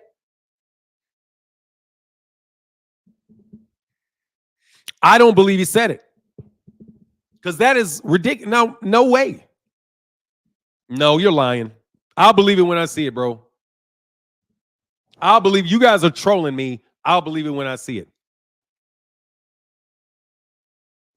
No way that he said that. Look, man, I got a lot of respect for y'all, but there's no way that somebody that really understands the sport of boxing would say that. There's no way that anybody would say that. It had to be sarcasm. Yeah, it had to be sarcasm. Here's the link. There's no way somebody could say that. What's up, brother? Hey, man, bro, I just wanted to clear that up. And bro, you so smart that you knew that shit didn't make no sense. I watched Showbiz, bro. He didn't say that shit. He said he would like to see Tank go up and do something great. He said that but he don't like the Lamont Roach fight. And he said he could have went up and fought anybody, any like nope, not even a big name. He said he could have fought anybody at 140, and people would have accepted it more than they're accepting Lamont Roach. Hell no. No, I'm saying he said something like that. He didn't say he needs to fight Boots. I mean, of course, anybody would like to see that fight, but he's okay. Hold on. Look, Dude's not here. So let me make sure I understand, because people are asking me. So I just want to understand accurately what is said. He said a lot of things on that topic. Look. I'll summarize it. If you're saying that Gervonta Davis could have moved up to 140 pounds and he could have fought anybody at 140, and that would have been more readily accepted than Lamont Roach, right? He said that. He did say that. Okay, so let's stop right there. My response to that would be that that's not true. Number one, he could not fight. Rayo Valenzuela because he has a rematch clause. So he just can't fight him, period. Wow. So that's one. He literally cannot fight Teofimo Lopez because Teofimo Lopez is in a lawsuit with Bob Arum. So that's two. Those are two fights he could not get. The third is Liam Perro. Nobody's going to be happy with him fighting Liam Perro. Period. Yeah. Because all they're going to do is turn around and say, well, if you fought Liam Perro, you could have fought Devin. If you fought Liam Perro, you really could have fought Teo. If you fought Liam Perro, you could have. What about Sabril Matias? Oh, you fought Liam Perro. Why didn't you just fight Lamont Roach? Lamont Roach wanted to fight you. He could have moved up. Oh, why are you fighting him? You could have been just waited for Lomachenko and not fought at all. See, no, you can. There's no reason at all to believe that he could have moved up to 140 and not got the pushback, because number one, we don't know whether or not he tried to get somebody, actually tried to fight somebody at 140 or not, because you don't know. You've never talked to Al Heyman. So first and foremost, you don't know what Gervonta tried to do. Just like we don't know for sure whether or not he had 4 options, 5 options, 6 options, or whatever, and who were they and who they were. So we don't know what he offered. Number one. So number two, I'm not. Okay, go ahead. No, I'm just responding. I'm not saying that you're saying it. I'm just saying I'm responding to the actual argument. Gervonta Davis is going to get criticism no matter what he does, because when he moved up to 140 to fight Mario Barrios, Devin Haney said it was an exhibition fight meant to set him up. There's nothing that is going to stop these dudes from talking bad about Tank. Period. Right. So that's just one. I agree with that. Right. So that's the first statement, that he could have done it. So and that it would have been less, then it wouldn't have been criticized. No, it absolutely would have been criticized. But he couldn't even do for 2 of them weren't even available. So really what you're saying is he could have fought Liam Perro, but guess what? Liam Parro's not available either. And what about Alberto Puello? Guess what? Alberto Puello's not available either. Alberto, let's go through these 140-pound champions, right? Alberto Puello has a mandatory title defense against Sandor Martin. That guy is not available. So I would tell Showbiz, that guy's not available, so he couldn't have done that. The second one was the other unavailable guy, who is Teofimo Lopez. Teofimo Lopez is unavailable. He can't fight right now. He's in a lawsuit.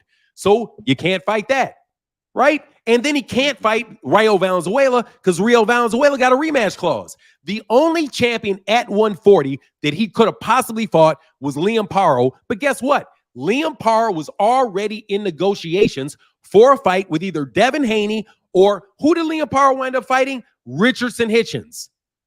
So, no, just off cuff, none of those champions at 140 were available for him, period, because they all had other dates. So he couldn't move up, number one. And number two, you're just guessing that people wouldn't criticize him. But if you know frequent flyer and you know all these cats with Devin, you know damn well he's going to get criticized. So I wouldn't have to say, yeah, I'm not going to say it's bullshit, but you can make it's something you can say, but what you'll be doing is you're going to say that he could have moved up and fought people that were unavailable. Yeah, no, he can't. I didn't agree with that take either. I just was clearing up. No, that's cool. I got you. I just wanted to respond to the tape so people didn't misrepresent him. So what did he say about Boots? This is what he said about Boots. He was comparing legacy. He was talking about like he said he believes Tank is so good at 5'5", and he was saying that Pacquiao's 5'5", and basically Pacquiao, if Pacquiao was fighting now, he would have fought Boots or some shit. Like it was like that, but he wasn't saying he got to do it. He wasn't. Okay, so let's do this here. Yeah, it is a fallacy to say that one man's career has to be the same as another man's career. Yeah. The fact of the matter is Manny Pacquiao fought a ton of in-house fights. Manny Pacquiao is a great fighter for sure. But Manny Pacquiao Manny Pacquiao is Manny Pacquiao. He's one person. Many people think Manny Pacquiao is the greatest fighter of the century. Mm-hmm. You don't have to be the number one fighter or the number two fighter in the century to have a great legacy. Right. What we should do is say, give me the name of somebody you don't think has a great legacy and let's compare it. So let's play that game. Give me somebody you think underachieved in their career and didn't make it into the Hall of Fame. Give me the name of that person. And then I will compare Gervonta to the person that you said he is behaving like. I don't want to compare him to somebody he's not. Because the fact of the matter is, Gervonta, guess who's not an 8 division champion? A lot of people. Exactly. Nobody else. Yeah, nobody. Manny Pacquiao's not one. Evander Holyfield's not one. Lennox Lewis is not one. Bob Foster is not one. What's my guy's name? Bernard. Obviously Hagler. There's a lot of guys that are like that, man. Yeah, I wanted to just clear it up because the people. Yeah, I'm glad that you didn't put that on his name. No, it seemed like. My bad. No, I'm listening to you. Go ahead, man.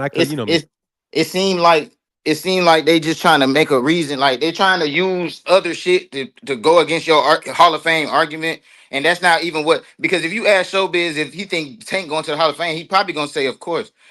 That's not his point. He's just saying he was just saying what he would like to see because he thinks Tank is that great. So yeah, but see, here's let me pause this, right? Okay. This is where I would say that you can't do that.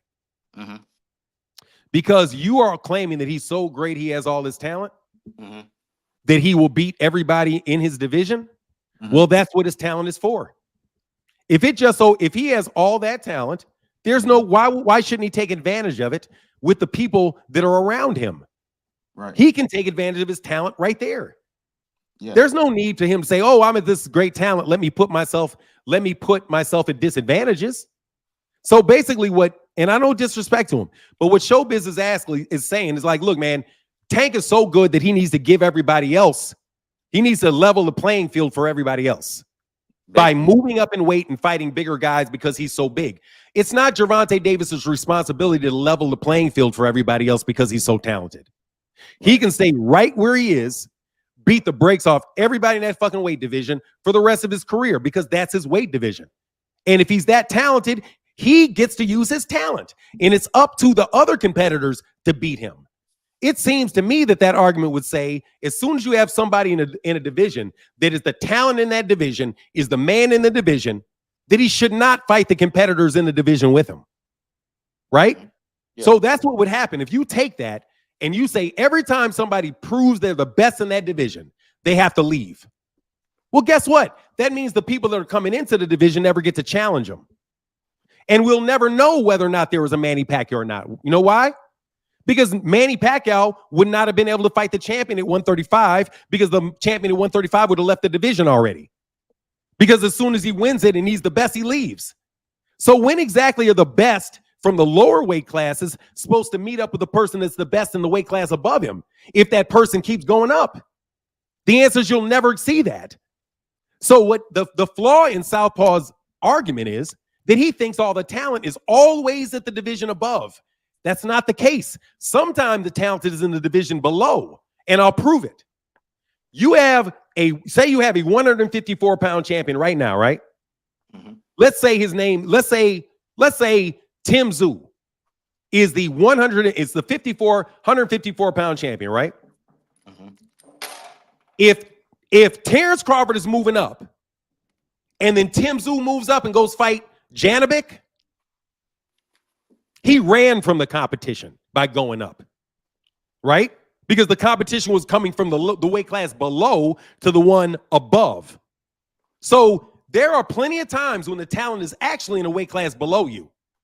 Like when Chad, what's my guy's name? Chad Dawson.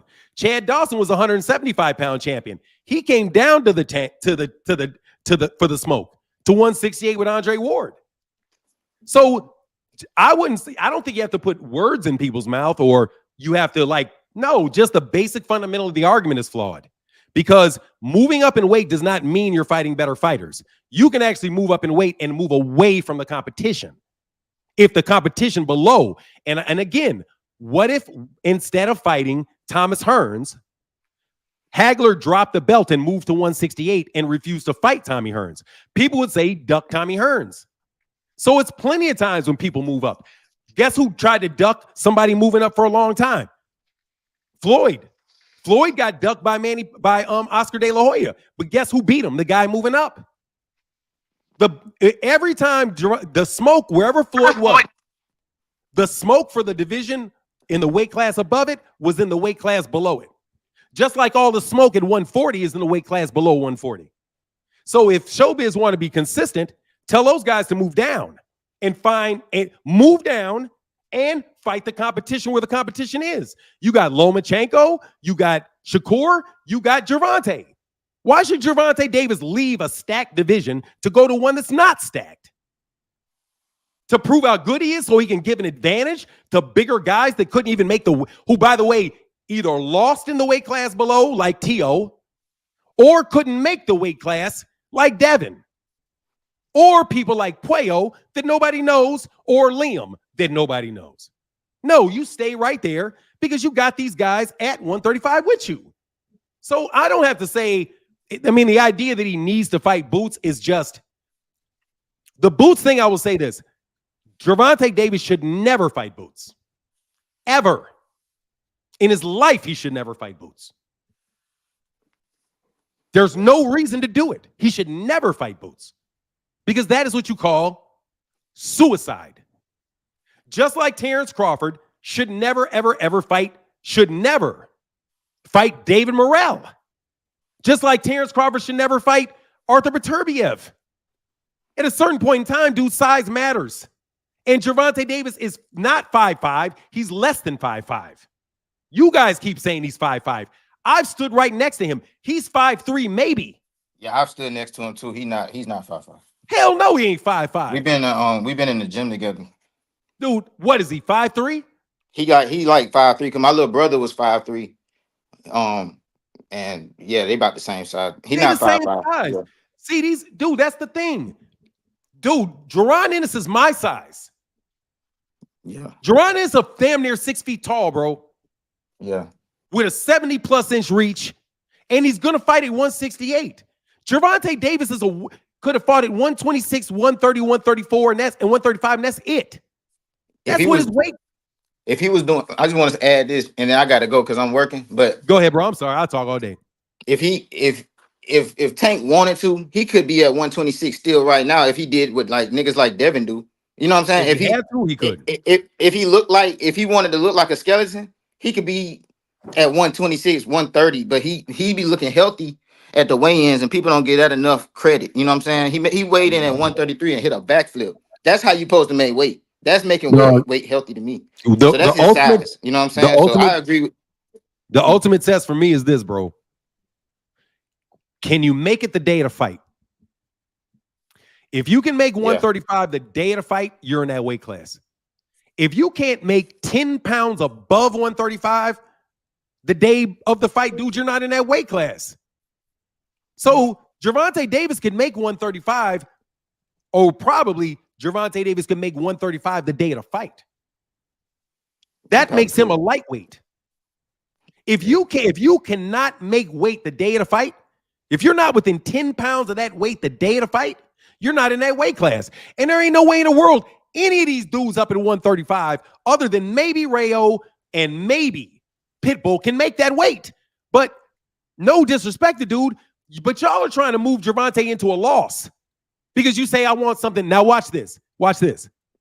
Has the word 50-50 ever been used? Yeah. I mean, wait, you're talking about in what? 50-50, like he needs to move up and wait so we can see 50-50 fights. I don't know, man. So let me use this word because they're not specifically dude, but I'm telling you, whenever you hear this word, we need to tell you 50-50 fights. It just means that you want to see that guy lose. Yeah. Because you're like, oh, we don't like that he's going to win all these fights. We need something he can lose. A fan of a particular fighter doesn't even think like that. The fans of a particular fighter says, I want to keep seeing him whoop guys over and over and over and over again. I like who he's fighting. The only people that want to have him get into 50-50 fights is so that you can see him lose. All right, man, I'll let you go, bro. Thank you, Casino. And thank you for representing dude well. You man, appreciate the wrench. Pride, bro. Huh? Appreciate the wrench, man. I feel famous. Yeah, you the man, bro. Appreciate you. All right. Yeah. All right, bro. All right, now here's the link again. I'm just telling you, bro. Look, dude. People want to look. You can say a lot of stuff. I don't have any problem with anybody. I'm just saying that's not a strong argument. That's a weak argument. People don't owe it to anybody to do anything for you. They'll suffer themselves. And you don't have to. What's not true? Fahim, what's not true? Fahim? No, it is true, bro. You say if you were, there's no such thing as a 50-50 fight, man. First of all, bro, there's no such thing as a 50-50 fight. But the fact that you want to see a 50-50 fight, that means, and you want, but watch this. If you say you want, I'll get you pull out, Bandit. You can say that you want to see a 50-50 fight, but you don't want a fighter that you think is great. And if a fighter is super, super great and better than everybody else, and you want to see him in a 50-50 fight,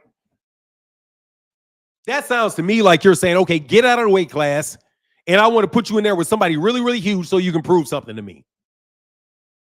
Man, hell no. If I'm the best 135 pounder in the world, I'm the best 135 pounder in the world, and I can stay there as long as I want. I don't have to go up to 140 and chase you guys all over the damn place. Matter of fact, I'm not even going to do it because I'm the cash cow. Bring your ass to me. Hold on a second. LeVar said, I see you, Enrique. LeVar, I want to apologize for the last 10 minutes of your show yesterday. I think you misunderstood what I was saying. I could have used better words to explain myself about police powers. I didn't hope to offend you. You did not, LeVar. And I'm telling you right now, bro, I was very appreciative of the conversation. I really was, man. My thing was I just want to let you know that I didn't think that all policemen were bad people. I don't. You know what I mean? I really, really don't. Enrique, what up, man? Hey, how's it going, Fanon? Definitely, Gervonta is going to end up in the Hall of Fame. That's for sure. Shakur is a whole different story. He could or maybe not, depending how his career goes. But there's no doubt Gervonta is going to get in. That's a fact. Okay. Who's gonna? Yeah, okay. Well, thanks, Enrique. Yeah. Another thing I was gonna mention. Maybe I heard you wrong. Did you say De La Hoya ducked Mayweather? Definitely. No, he didn't. No, Yeah, he he did. didn't. I'm gonna tell you Oh, why. yeah, he did. Let me tell you why. When they fought, there was a contract for within a year that they have to have the rematch. I'm Mayweather, not hold on a talking about second. that, dog. Hold on a I'm not second. talking about then. Okay. When was it then? I'm talking about when Floyd Mayweather Jr. was at 130 pounds. Okay. And he said, I want to fight Oscar De La Hoya. And Okay. Oscar De La Hoya said, no, you're not good enough. You're a little dude. You can't fight. You're too small. Okay. And Floyd stayed on Oscar De La Hoya's neck for years to get that fight. Okay. And only after Oscar De La Hoya had gotten beat by Bernard Hopkins and he was on his way back down, get a couple more paychecks, did they give him an opportunity to fight? That's what I'm talking about. Okay. Now let me ask you a question. When they fought, wasn't there a clause that within a year? Dude, I'm not going to talk about an incident where I didn't say he ducked. I'm talking about when he ducked. He ducked when Floyd was at 130, not that. So that's not a duck. You said you have a problem with me saying he ducked him. No. I'm telling you when he ducked him. Okay. I'm not saying that he ducked him after a rematch and a rematch clause. I'm not saying all that. I'm talking about when Floyd was originally trying to fight him. And I knew Floyd would beat him. When Floyd was at 130, when he was at 135. No, so after he got to 135 is when he started. I knew he's going to beat him when he's at 135. And everybody was like, no, you're garbage, he's garbage. Floyd can't sell tickets, Floyd this, Floyd that, Floyd this, Floyd that. And so Floyd just kept grinding. Floyd eventually got the Arturo Gatti fight. And then after he got the Arturo Gatti fight and it did 500,000 pay-per-views, that's when Oscar said, okay, let me make this money. Okay. I was going to ask you too. I don't really like the term, a label that they put out there, pound for pound. I know Crawford's on it. I know that he's on it. I think there's so many fighters out there right now that give me 1 second. Phoenix Phenomenal Show. I'm not going to look at that link, bro. I don't watch dude, bro. You have to tell me. I'm not watching dude. I can't do it. So he said link to vid. He definitely didn't necessarily say it, but he would like to see something. Yeah, dude, that shit's stupid. That's not great. That shit's called stupid. Why would you want to see that? That's stupid. No, that's not great. That's stupid. No, I mean it. That's not great. That's stupid. Gervonta Davis trying to fight Martin Bacoli is not great. It's stupid. Monster Inoue trying to fight Terrence Crawford is not great. It's stupid. There's a big difference between great and stupid. And by the way, trying to be great will make you do stupid things. It's only great if you win. If your ass loses, it's stupid. Seeing as Gervonta Davis is going to get beat to death by Jaron Ennis, it falls into the category of stupid. Now, if Gervonta Davis was to say beat Alberto Puello, then you could say, okay, that may be great. Oh, I'm sorry. Gervonta already did that. So no, I would say, nah, man. I don't need to hear that. That's not great. That's stupid. Some of y'all think you guys are doing great things when you're really doing stupid things. Nobody ever took a chance to sue Ryan Garcia for battery. I'm doing it to be great. No, you're stupid. One man's great is another man's dumb as fuck. So no, that's called dumb as fuck. There's not any reason in this planet for Jaron Ennis to do that. Number one, he won't make any extra money. Number two, he's going to get beat to death. Number three, he's going to damage himself for the rest of his life, or if he doesn't have to quit. Because it's a mismatch. No, bro, that's just stupid. And I'm saying that's a phenomenal show. Who's my guy? Dev versus Blair Cobb. Who wins? Blair Cobb. Blair Cobb by I'll take Blair Cobb. I don't know. That's a 50-50 fight between Devin and Blair Cobb. I don't know who wins that, actually. Good question. All right, go ahead, Enrique. Okay, the label pound for pound, I know they use it out there. There's a lot of great fighters, I think, out there. I think Gervonta Davis is a better fighter than Crawford. My personal opinion, if I had to put that. Crawford is not, I know they say he's all that great, but Crawford ain't no Mayweather. Crawford is no Pernell Whitaker. Crawford is not a Durant. So this thing about putting him for pound, I don't get it. I don't get it. For me personally, I think Gervonta overall is a way better fighter than Crawford. Oh, I'm sorry. I lost my train of thought. Okay. Go ahead, bro. Hey, I appreciate you, Enrique, bro. You're my guy, but you really ain't talking about the subject, so let me holler back. All right. Yeah, you off on something else. You trying to find a way to call me something. You find Enrique out there working hard to find something to argue with me about. Hey, look, bro. Porter Poole says, salute. He mentioned that he don't know how good anyone is until they fight on a turkey card because boxers keep getting exposed. Hey, thank you, Porter. You don't know how good anybody is until they get exposed?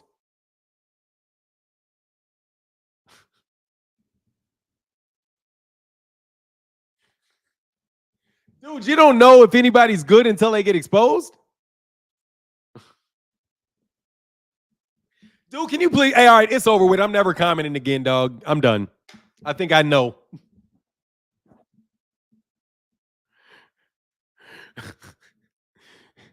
Dog, you will never, dude. You don't know how great somebody is until they get exposed. Bro, dude, Floyd never got exposed. How do you know Floyd is any good? Floyd didn't get exposed. Like, for real, how do you know how good Andre Ward is if Andre Ward never got exposed? Guess what, bro? You can't expose something that can't be exposed. Like, what? Like, dude, y'all don't see people losing on PBC cards? Like, you don't see Errol Spence got his ass whooped on. Hey, dog, I love Errol Spence, bro. Errol Spence got his ass whooped on a PBC card. Tyson Fury got his ass. Deontay Wilder got his ass whooped on a top ranked card. Devin Haney got exposed. Devin Haney got exposed on a Bill Haney card. Devin Haney got exposed on an Oscar De La Hoya card. Let me see who's got exposed. Tyson Fury got exposed. Oh, that's hilarious, bro. Cats get exposed on every card, period, man. Like, that's crazy, man. Y'all be saying any old dumb shit, huh? No disrespect, though, bro, but that shit is crazy to me. Y'all listen to these arguments? Oh, God bless you. What up, Phoenix? Hey, man. So I was thinking after that discussion earlier about the Hall of Fame, and it just occurred to me, like, hey, one real of the quick, things. I promise I'm gonna let you go. Okay. Hey, Phoenix show. Hey, them replays do wonder for your attitudes, huh? It does wonders when you can play damn near an entire DAZN commercial on your channel. And maybe you might just start saying things about DAZN. Dude, this shit is so phony, bro. All right, bro, I'm gonna let you cook, man. I can hear you. Yeah. All right. So yeah, with the Hall of Fame discussion, one of the things that they put people in the Hall of Fame for is for having, an extreme impact on the sport, a positive impact. Like Sylvester Stallone, all the popularity that boxing gained from kind of echoing back. But all the popularity he gained or boxing gained from the Rocky movies, all the attention that brought to boxing, that's the reason that Sylvester Stallone got up in there. So, that being said, if you have an impact on the sport like that, it's possible for Devin to get into the Hall of Fame because he's going to get in the Hall of Fame for getting his ass whooped. And then if he win his case and, with this whole suing thing, that's something that's going to have a severe impact on the sport. So, that's something that he could probably get into the Boxing Hall of Fame for because he sued after getting smacked in the ring. So that's something that I think Bill would be happy about because he said nobody doing it like Devin. And, that is true because a lot of the boxers in the Hall of Fame, like the actual fighters, is because of what they did in the ring as far as, the championships they won, who they beat. Maybe they went on this long streak of knockouts. Maybe they went on this long streak of title defenses that was unrivaled. But then Devin, he's a boxer too, but he ain't doing it like that.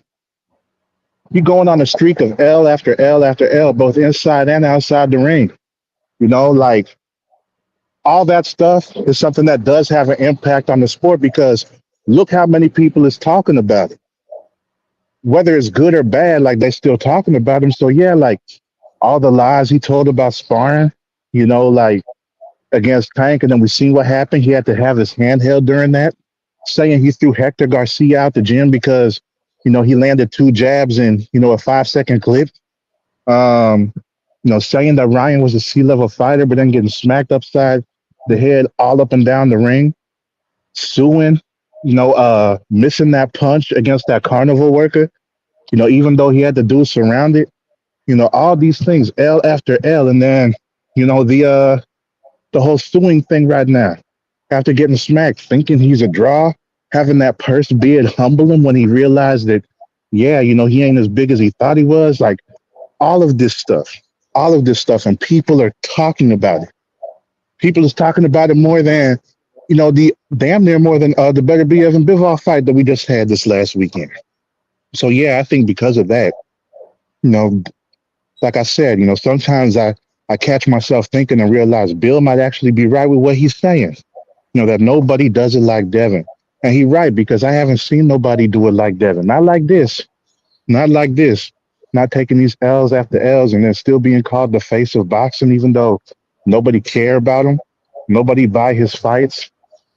Trying to get on social media and, say everybody is ducking him because they, they're acting like they are octopus, 4 sets of arms and, they can have 4 people duck them at the same time or some shit. Like it don't work that way. They got Tiafimo that's ducking right now. Apparently Liam Perro ducked. Apparently Tank is still ducking, even though they ain't mentioned him since Ryan knocked his jaw sideways. Who else? They're saying Shakur ducked Devin because he wanted to have that purse bid come up. But at the same time, when you look at it, it's really Devin who ducked because we saw what happened with Sandor Martin. So Devin even got back to say, oh, where'd Sandor Martin go? But Sandor Martin got a title fight coming up, and Devin got nothing coming up.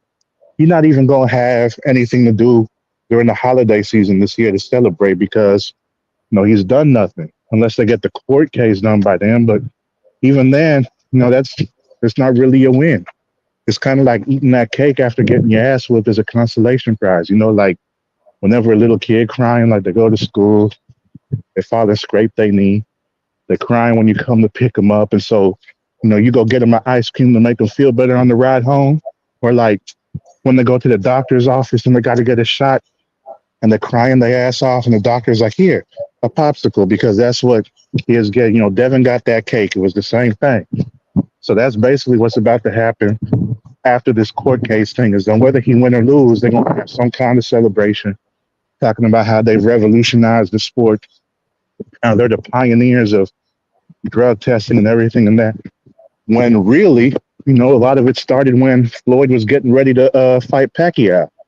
Shoot, Vada came up around that time, and all these people who was doing random drug testing with Vada and everything is because of all this talk about it when, Floyd and Pacquiao was getting ready to fight. Even though they already had drug testing in the sport before then, but, people being more open about it and talking about it. So that's Devin. They always hijacking something else that somebody else already done and acting like Devin was the first to do it. But in reality, the only thing that Devin been the first to do is do as much bullshit as he been doing and getting away with it. And nobody calling him out on it. And it's kind of crazy because we see so many people talk about boxers who's arrogant. Like a lot of people hated Floyd for it. They say, oh, he's too arrogant. he's an asshole. You know, people talk about even in MMA, Conor McGregor, but Devin, he be arrogant, he be lying about people, saying stuff that's not true, not having his performances match up with his mouth, and nobody calls him out on it. People saying that he's just getting hated, even though we see that right before our eyes. And it might be true that he's getting hated, but you know, people who get hated like that, the way like Devin does, is because they deserve it. You know, and that's all I had to say. You know, I think that stuff is something that could get Devin in the Hall of Fame because it is something that had an influence on the sport. I didn't hear none of that, bro. You trying to get him in the Hall of Fame, bro? Let me tell you I'll tell you what gets the Hall of Fame. I'll tell you what gets Devin in the Hall of Fame. What's that? That rematching Ryan Garcia, beating Ryan Garcia, and then going to fight Teofimo Lopez, beating Teofimo Lopez, and then doing exactly what Showbiz said. Chase greatness and go beat Gervonta. Unlike Gervonta, that logic actually works for Devin because Devin is a 147 pounder. So you go from 135 to 140 to 147. Gervonta is right there. Gervonta is not for Tank is not for Gervonta because Gervonta would be like, look at the spread between these dudes: 126. 130, 135, 140, 147, but also add these where Gervonta is going. 154, 160, and 168. You're literally talking about an 8-weight division separation from where Gervonta Davis started and where Gervonta Ennis is going to end. You have Gervonta Davis is going to end at 135. And Gervonta Ennis is going to end at 168. So how many weight classes is that? 140, 40, 140, 47, 50, 54, 60, then 60. That's 5 weight divisions that these guys are going to be a part of each other when it ends. So no, dude, Devin needs to go fight Gervonta, not little Tank. Tank's too little. But yeah, especially since during training camp for the first camp, Bosa's fight, Devin was in there saying, well, he's too small for me because I'm really like 147. He was saying that years ago. Out his own mouth. Tank said that Devin said that Gervonta Davis is not even, that Gervonta is not a 135 pounder. What's his name? I remember that. Too. What's that dude's name? I forget. Who? I forget who it was. I remember that interview. Hold on a second. The dude that said that Gervonta was not a 135 pounder was Keyshawn Davis. Keyshawn Davis just came out and said he's too little, he's too small, he's not a 135 pounder. Everybody that talks about Gervonta Davis like they can beat him always say he's too small, he's not a 135 pounder. But yet everybody on YouTube thinks he's a fucking middleweight. You know what I mean? Like, this is not the first echo of people needing to go up. You remember when he was supposed to be fighting Keith Thurman? He was ducking Keith Thurman. Yep. This is different. This is no different than when people were saying he was ducking Keith Thurman. It's a damn shame. It's a damn shame. It's crazy. But you know what it is? Cats don't know. I don't think people know. Sometimes people just don't know. Like if they don't know, they don't want to know. No, some of these people really don't understand weight classes. They don't understand. Like, I'm telling you, there's a lot of people with big YouTube channels that don't know. Like, they just don't know. You can listen to what they're saying and you can be like, nah, they just don't understand. So they're giving an opinion kind of like, who was it? Oh, Frequent Flyer was saying he was giving his opinion. I was like, bro, you can't have an opinion about something you have no information on. So they give opinions on stuff they don't understand. Gervonta Davis would not be being great by fighting Gervonta Ennis. He would be, that's called being suicidal. Oh, yeah. Because that weight difference. See, that's the thing they don't realize. Like the guy that was up a little bit ago, he had a good point, you know. Real quick on the transition. I'm sorry, because I'm someone being rude because I don't want to forget. No, you're good. All right, so if you say like, okay, is it smart to move? Oh, God damn, I lost the fucking thought that fast. The fact of the matter is that it would be stupid. Certain things are, that's what I was on. Certain things you do are stupid. Okay? So like if somebody that was a 135 pounder turned pro at 154 pounds, would you call that great or would you call that stupid?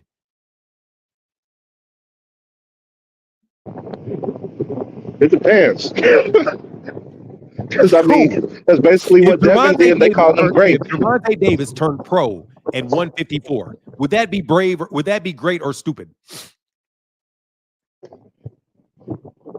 Considering his size right now, that would be dumb. Okay, well, let's define stupid. Stupid. Yeah, it's no for doing something intentionally. No, it's like ignorance is just not knowing any better. This is a bad decision. Stupid means bad. Hey, let me let you go, bro, because you're breaking up so bad. All right. So let me differentiate between stupid. Why I'm saying something is stupid. It's something is stupid when you have a decision and you get anywhere below a 3% chance. And if you're 3% chance, the benefit of that 3% chance, you have to weigh that against the 97% chance. Okay? So let's look and see whether or not this is great or whether or not this is stupid. Gervonta Davis does not have a 1% chance of beating Jaron Ennis. He will not beat Jaron Ennis not one time out of 100. And he knows it. Okay, let me repeat this. Gervonta Davis will not beat, in a professional boxing match, will not beat Jaron Ennis not 1 out of 100 times. Because Jaron Ennis is way too big. And he knows it. So if he knows that that's not a fight that he can win, and in fact, it's a fight that he can actually get really hurt badly in, because he knows that Jaron Ennis is, and he knows that he can make more money right where he is, and he also knows that nobody expects him to do it. So nobody expects you to do it. There's no extra money in it for you. You can get killed, and you know you're going to lose. But yet you do it because a YouTube channel tells you to do it. That's what you call otherworldly stupid. So no, I don't think people are being great for making stupid decisions. I think people can con people into making stupid decisions by telling them that making that stupid decision will make them great. That's the way I would look at that. Anytime anybody tells me about being great, I immediately say, you're conning me. And why do I say that you're conning me? Because, dude, you're not going to decide whether I'm great or not. You're not great. All I can do is what I'm doing every day. I got to do my work today. See, let me tell you something a word that I taught my son today. That juggernaut, I will whoop your ass in any debate anytime over this topic. Let me tell you something. There at work, there's something called a deliverable. A deliverable. Hey, class, can everybody say that what a deliverable is? Oh, it's bullshit, Juggernaut, and you can click the link or you can suck a dick. I'm sorry. Oh, Juggernaut, I'm sorry. Somebody unblocked Juggernaut. I'm damn glad that oops. I'm sorry, Juggernaut. Juggernaut is agreeing with me, but I thought you said that's some bullshit like I was full of bullshit, Juggernaut. I was about to go in. My bad. Okay, so anyway, I'm glad that you weren't disagreeing, and I'm so sorry. So let me make sure. Hey, but that straight didn't hit you. That straight didn't hit you. Don't worry, that straight didn't hit you. Hey, seriously, that was not intended for you, Juggernaut. And in fact, you're gonna get a wrench, Juggernaut. Hold on a second. Hold on, Juggernaut. You know how we do around here, Juggernaut. All right, Juggernaut. Everybody got to keep an eye on Juggernaut. Don't misuse this, Juggernaut. But Juggernaut just got a. Oh, I don't know. I think I got a vet joke, Juggernaut. Should I vet Juggernaut?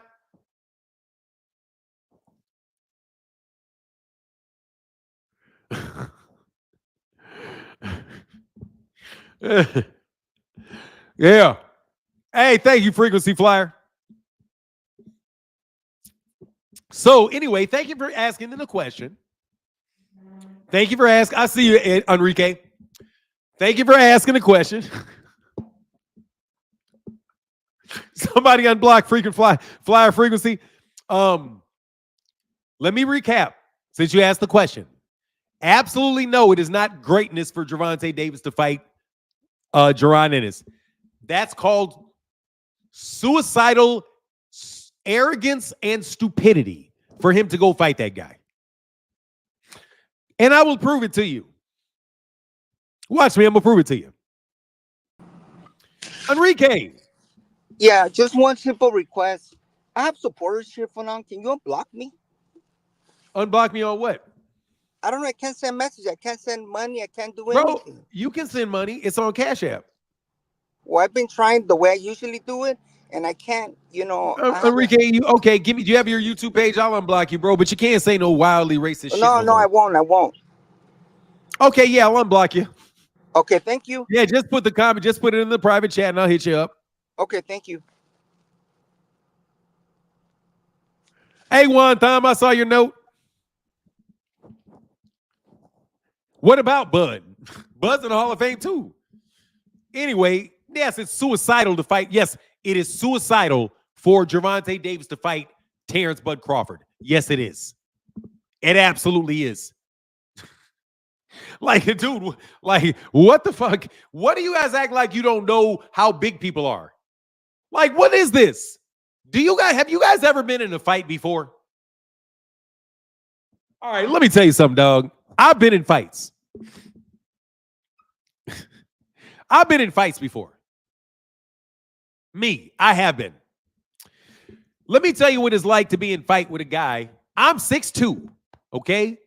And when I was fighting, getting in fights, I would say that I was around, up until around the weight of about 170. I think maybe I'll take this. The biggest I was ever when I was fighting, actually, and the age to actually have fights still, I was like 190. Let me tell you what it feels like for a guy that is naturally 6'2", 180, to fight a guy that is naturally 6'5", and 260. If you don't have the ultimate skills and they have the same amount of skills as you, you're going to get hurt. Because them boys are strong as hell. Let me tell you, bro, them boys, they don't even have to lift, bro. I'm telling you, they don't even have to lift. They're big as hell.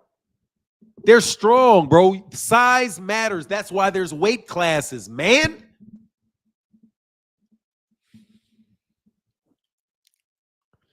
They want Gervonta to rule. Nah, they want you to tune into them videos. That's what they want to do. Because ain't nobody believing this horse shit. They just saying it to try to sell it to you. But they got to sell it, so no worries. Keep selling it.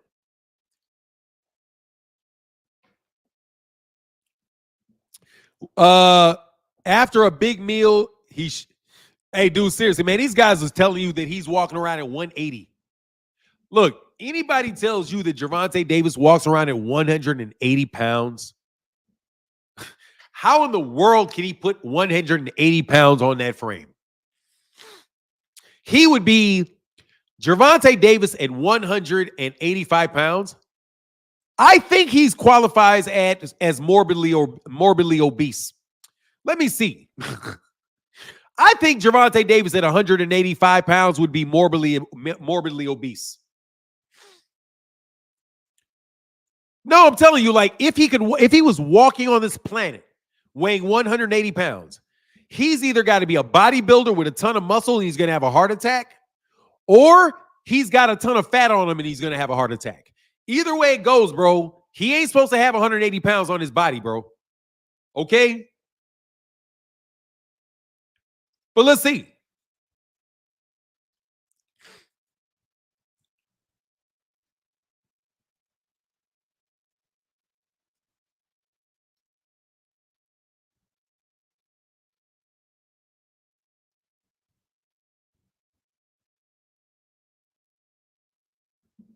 Okay, and he is 5'4". Oh, I needed pounds, man. They give me this shit.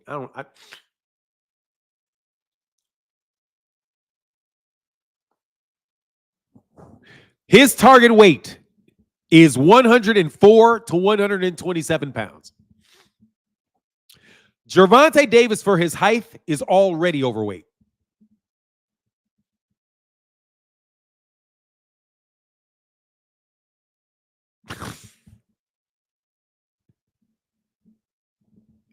That's crazy. Oh, I'm going to do this one. This is funny. This is enlightening. Oh, look at this.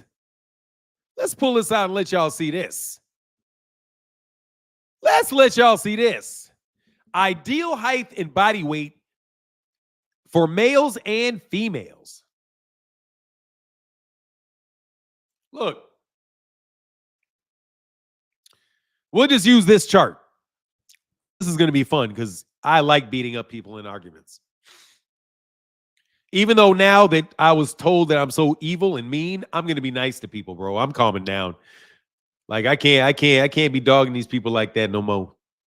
These guys get mad, bro. Watch this. All right, so I'm going to present. We're going to see exactly how much these guys should be weighing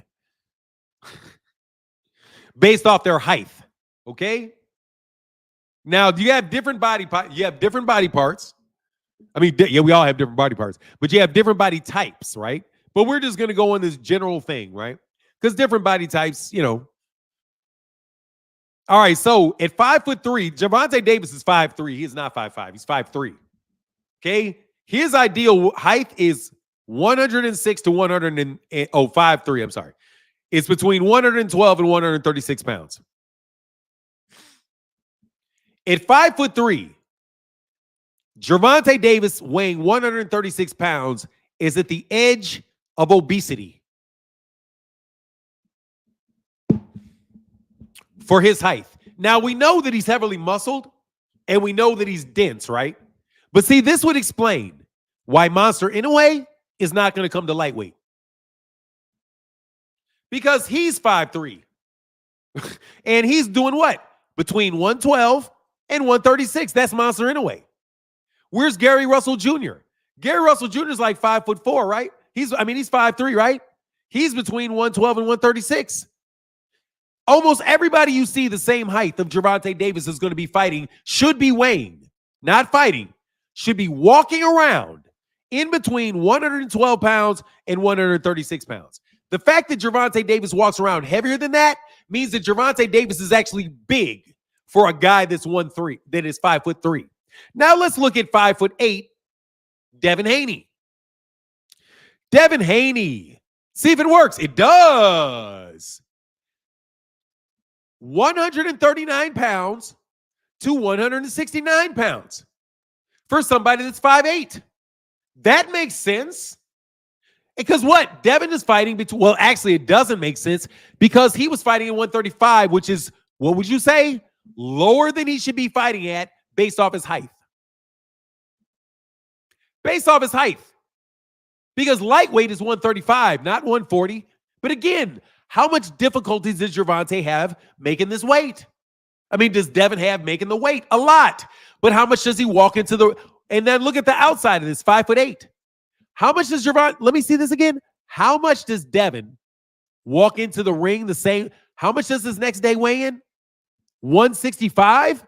Wow. It's crazy how that weight range is literally the range that Devin Haney rehydrated from 140 pounds to 165 pounds against Regis Prograis. And it's right in that range. Pretty amazing. Let's see Teofimo Lopez, 5'8", same range. Same range. Let's look at Keyshawn Davis, same range. Same range, 5'8", 139 to 169. But he starts at 135. Why? Because he's dehydrating below the zone he should be in. And then he's going to rehydrate to somewhere between 139 and 169 like human beings his height are supposed to.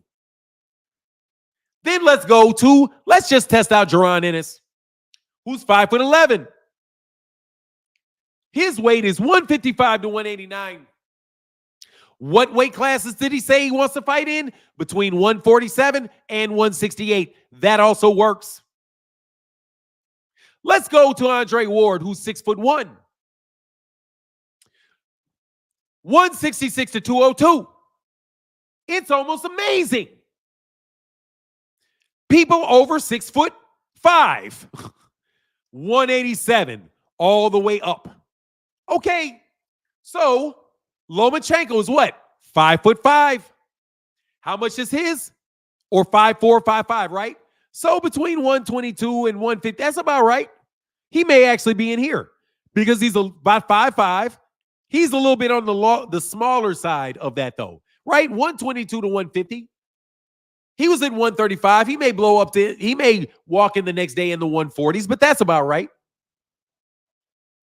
So let's be clear here. Gervonta Davis's height, and the ideal weight range for people his height is for somebody to be 126, 130, and 135. And that's it. The three divisions, right? Because he couldn't go down to 112 because he's too muscular for 112.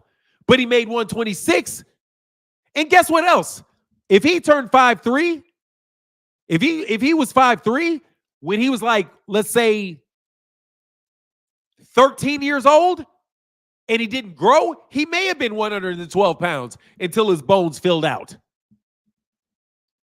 Gervonta Davis is not in the same weight class of human beings as these guys that you're trying to make him fight. And in fact, he's actually the same physical weight range as Monster Inoue and Gary Russell Jr., who you would not want him to fight. You'd say was not good enough. How tall is Lamont Roach? Lamont Roach is 5'5" because he's taller than him. Whoa, 122 to 150 for Lamont Roach, who already fought in 140. It's almost like these height and weight ranges for human beings correlate to their weight ranges in boxing. So when you see Gervonta looking up to people like this, maybe they're not in the same weight class either. And you're not asking them to chase greatness. You're trying to get them to be stupid because they're fighting a guy that they have to do this with, that they know damn well he can't beat because he's too damn big.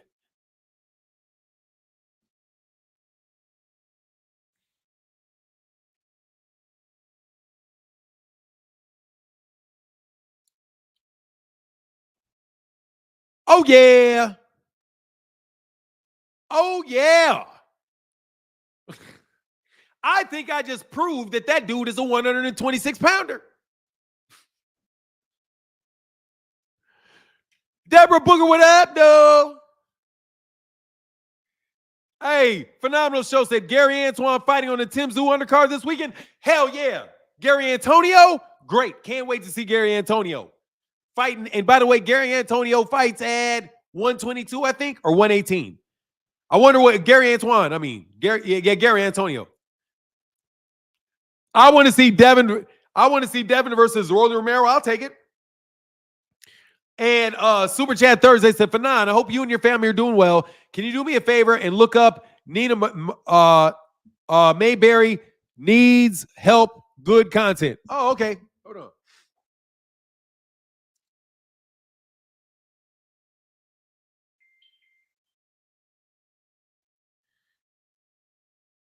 Hold on a second.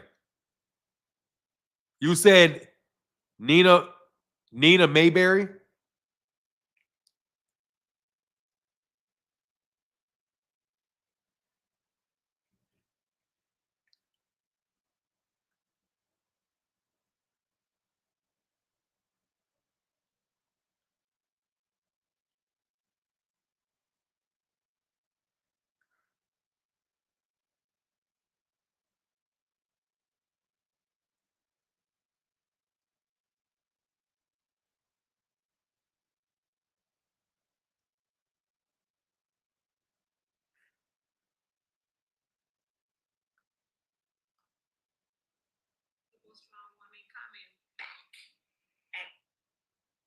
All right. All right.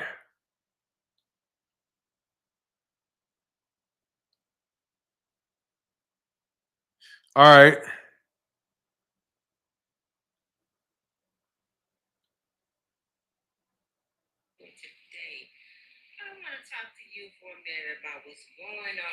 All right, I got her. Hey, just tell me how to do it, Deborah Booker. I see what I kind of see what's going on.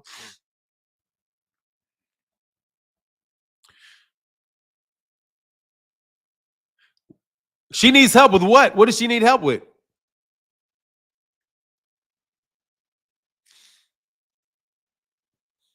Yeah, just let me know what she needs help with. Or if you know her, tell her to reach out. Tell her to reach out, send me an email. If she would, I don't know what she may need, but if you want me to help her, for sure I'll help her with whatever she needs. No, I'm just telling you, bro. So let's get so low. No, it's not smart for him to do that shit, dude. They're not the same size, man. And God dog, a 5'11" guy, like that shit's silly, bro. But Gervonta Davis already knows it. Because Gervonta said, man, what you think I'm Superman? Like, I'm not Superman, bro. I already know I'm not that good. See, the funny thing is Gervonta already told you. Oh, that kills the whole thing.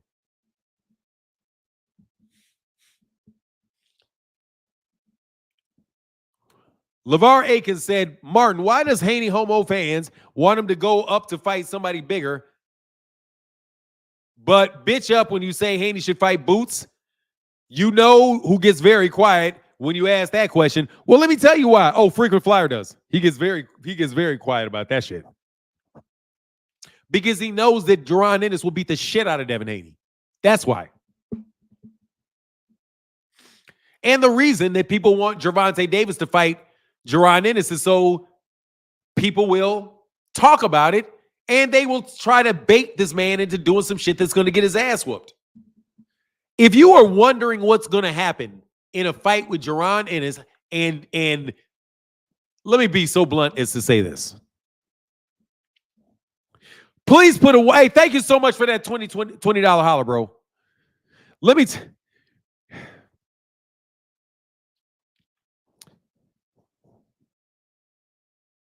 Yeah, they bitch up because they know full well what's going to happen, bro. He's going to get hurt. Okay? But let me ask, put a one in the chat if I can ask you guys a question. And the question is going to be, God.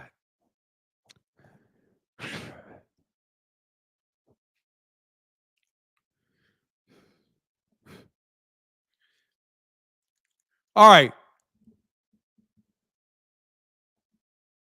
Jaron Ennis. Do you think that Gervonta Davis, do you remember Gervonta Davis saying that he wasn't going to fight Keith Thurman because these people think he's Superman? Okay? Gervonta Davis said, in response to when these same people were trying to push him to fight Keith Thurman at 147, while he was at 135, Gervonta Davis said, you guys think I'm Superman.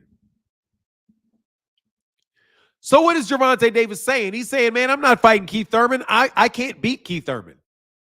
Keith Thurman is too big for me. I'm not Superman. So if Gervonta Davis knows he cannot beat Keith Thurman, and he knows he cannot beat Errol Spence, and he knows that he cannot beat Jaron Ennis because he's too small, right? Say Gervonta Davis knows he can't beat him.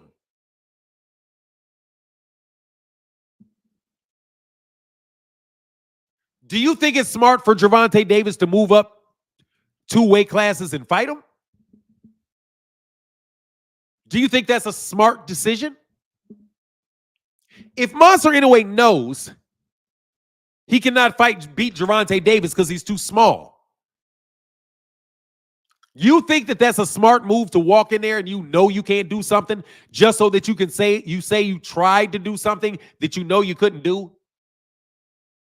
Do you think it's brave of me to try to jump into a 50-foot pool with weights on my leg and jump to the bottom of that bitch and hope I can figure out how to get the locks off my ankles in time to get up? Do you think that I'm proving my greatness by doing that? No, I'm not. I'm proving my utter stupidity.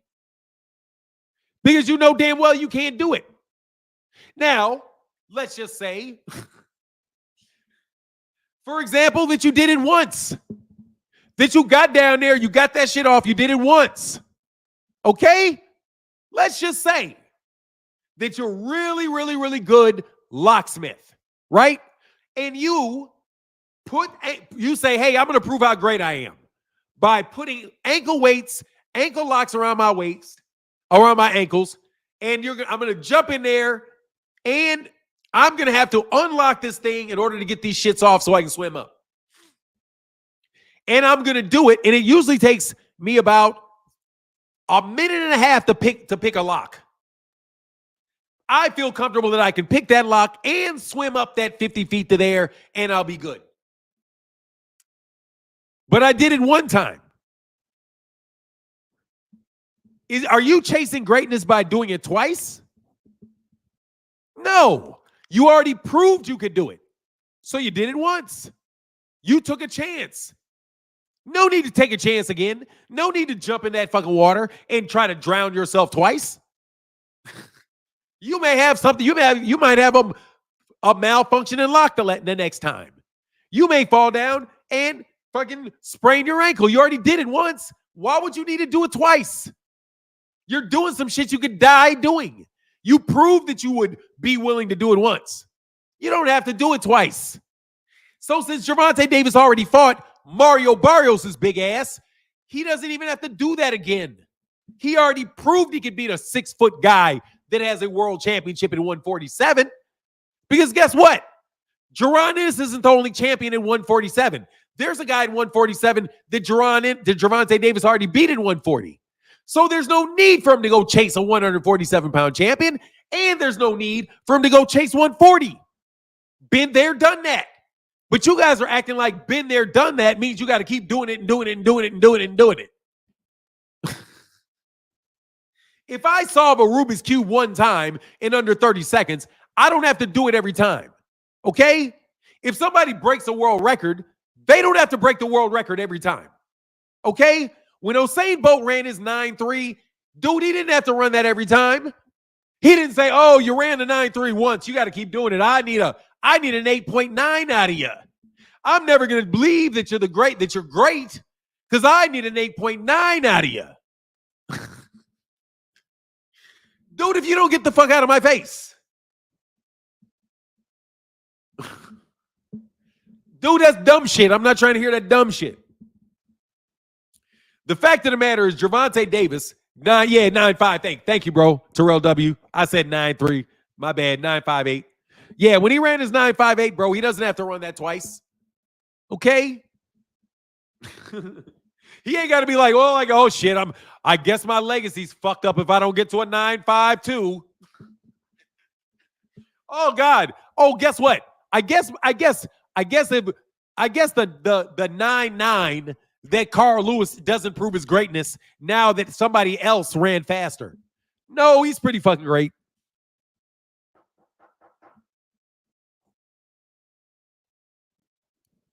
Now I'm telling you, man, these guys have bad arguments, bro. Because they're not thinking them through. And they don't know boxing, bro. How can you say that? Dude, honestly, man, I don't think you should be able to say that I want to see Gervonta Davis fight a phenomenal show. Am I hating too much?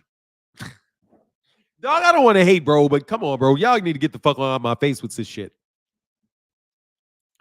What up, Alfred, a.k.a. Big South? Yeah, y'all bring all this dumb shit to me. I don't want to hear this dumb shit, bro. That's dumb shit, bro. That's dumb shit.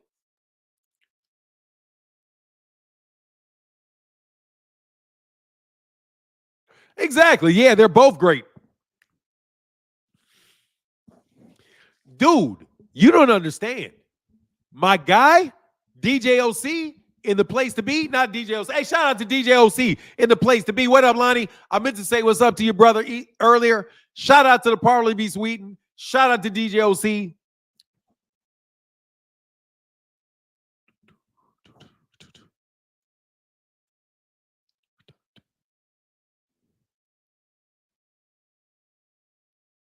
Here's the link, bro. Hell yeah, smoking in this era. 986 is smoking in any era. Bro, let me tell you something. A 986 is smoking in any era. A 986 is smoking in any era. Because you know why? Because he's an Olympic gold medalist. Do you know why Carl Lewis is great? Because he's a multi-time Olympic gold medalist. And I do think he's got more gold medals than Usain Bolt. Yeah. I think he's a better Carl Lewis is a better all-around track guy. Because he had a legit 3 events. Usain Bolt is crazy in 2 events. Actually, he's crazy in 3 events. Yeah, he's crazy in 3 events, really. But he only competed in 2 of the events that he's crazy at. Shit. Nobody's a better long jumper than Carl Lewis. And I don't care if the one guy had a better jump than him.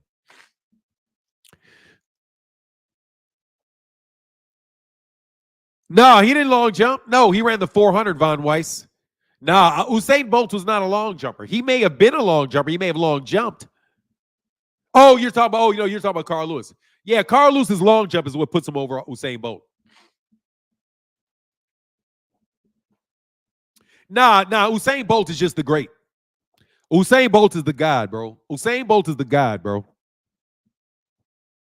I'm telling you right now, Usain Bolt is the god, bro. Only reason those guys are running that fast is because Usain Bolt is running that fast. That's it. That Jamaican is the god, bro. He's the god, bro. When God said, let's make a sprinter, they said, let's show out with that boy. When God said, let's make a tennis player, showed out with Serena. Showed out with Serena. Woo, Serena. Serena.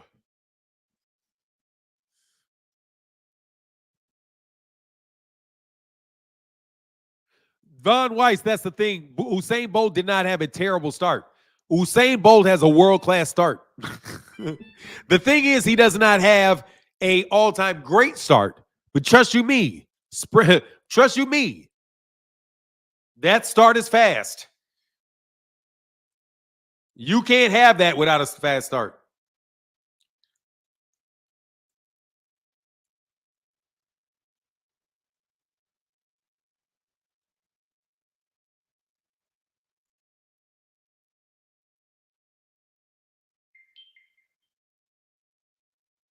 Okay, cool.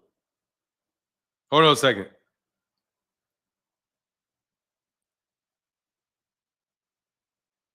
Oh, that's dope. All right, hold on one second.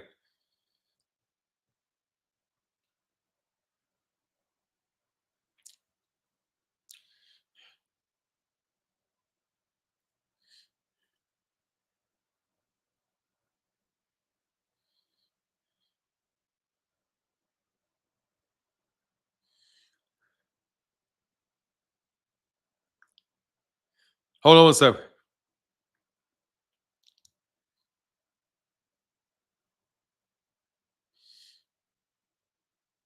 Give me a second.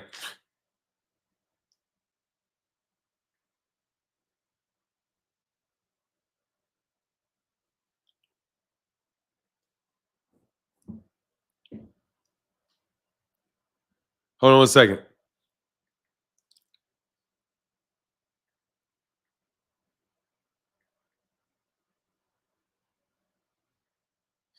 Hold on a second. Click a link, man.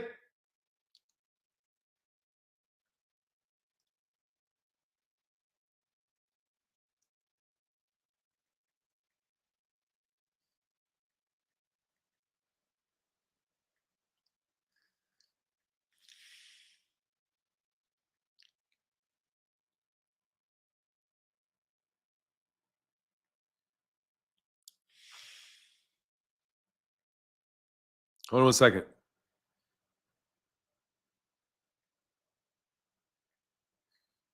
I had to send a note to my son. Bolt had more gears. Bolts is just crazy, bro. Bolt is just crazy, bro. Bolt's just crazy, man. Bolt's is just, that's all I can say about him, man. He's the greatest, bro. That's the greatest sprinter. Definitely one of the greatest athletes ever. He's insane how good he is, man. What do I think about Canelo versus Beterbiev? Beterbiev will beat Canelo. He'll probably hurt Canelo, and Canelo should probably not fight him.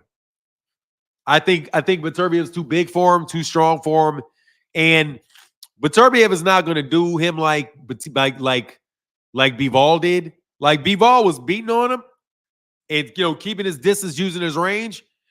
I mean, Beterbiev is going to beat him up. You know what I mean? And he's going to hit him, and all that hitting him on the arm and all of that. Look, that's not going to work with Beterbiev, because if you're close enough to hit him on the arm, bro, he's going to hit you in your hips and on your arms and on your chest. And he's just he should stay away from him. Again, that's not Canelo Alvarez fighting Beterbiev is not chasing greatness.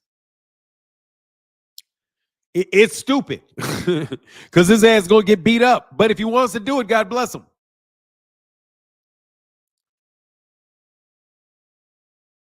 Yeah, and I don't think anybody. Hey, Randy Moss was Bolt on NFL fields. Yeah, he was, but he ain't no Bolt. That's for damn sure. As fast as Randy Moss is, I would say Randy Moss is probably somebody that if he did run track, might have been able to stay with Usain Bolt. That's a good point. If Randy Moss had trained as a sprinter and he didn't go for football because he's so sick, in basketball he's so sick, yeah, he probably could.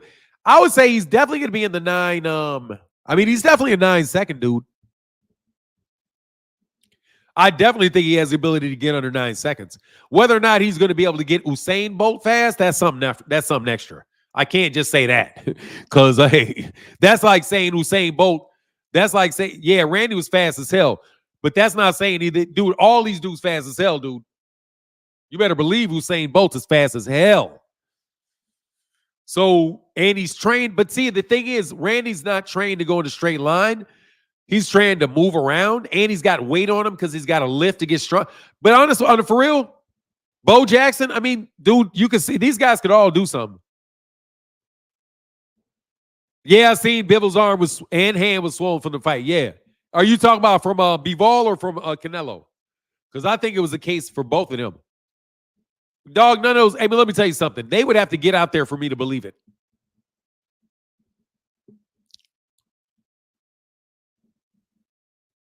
I'm just telling you. In order for me to believe that they could, that's like somebody consistently beating Carl Lewis in the long jump. You're going to have to show me for me to believe that. Like you guys to tell me that anybody in the NBA can jump like Carl Lewis, you're going to have to show me that. There is nobody in the NFL, in the NBA with hops like Carl Lewis. Sorry. You do not have that. Trust you me.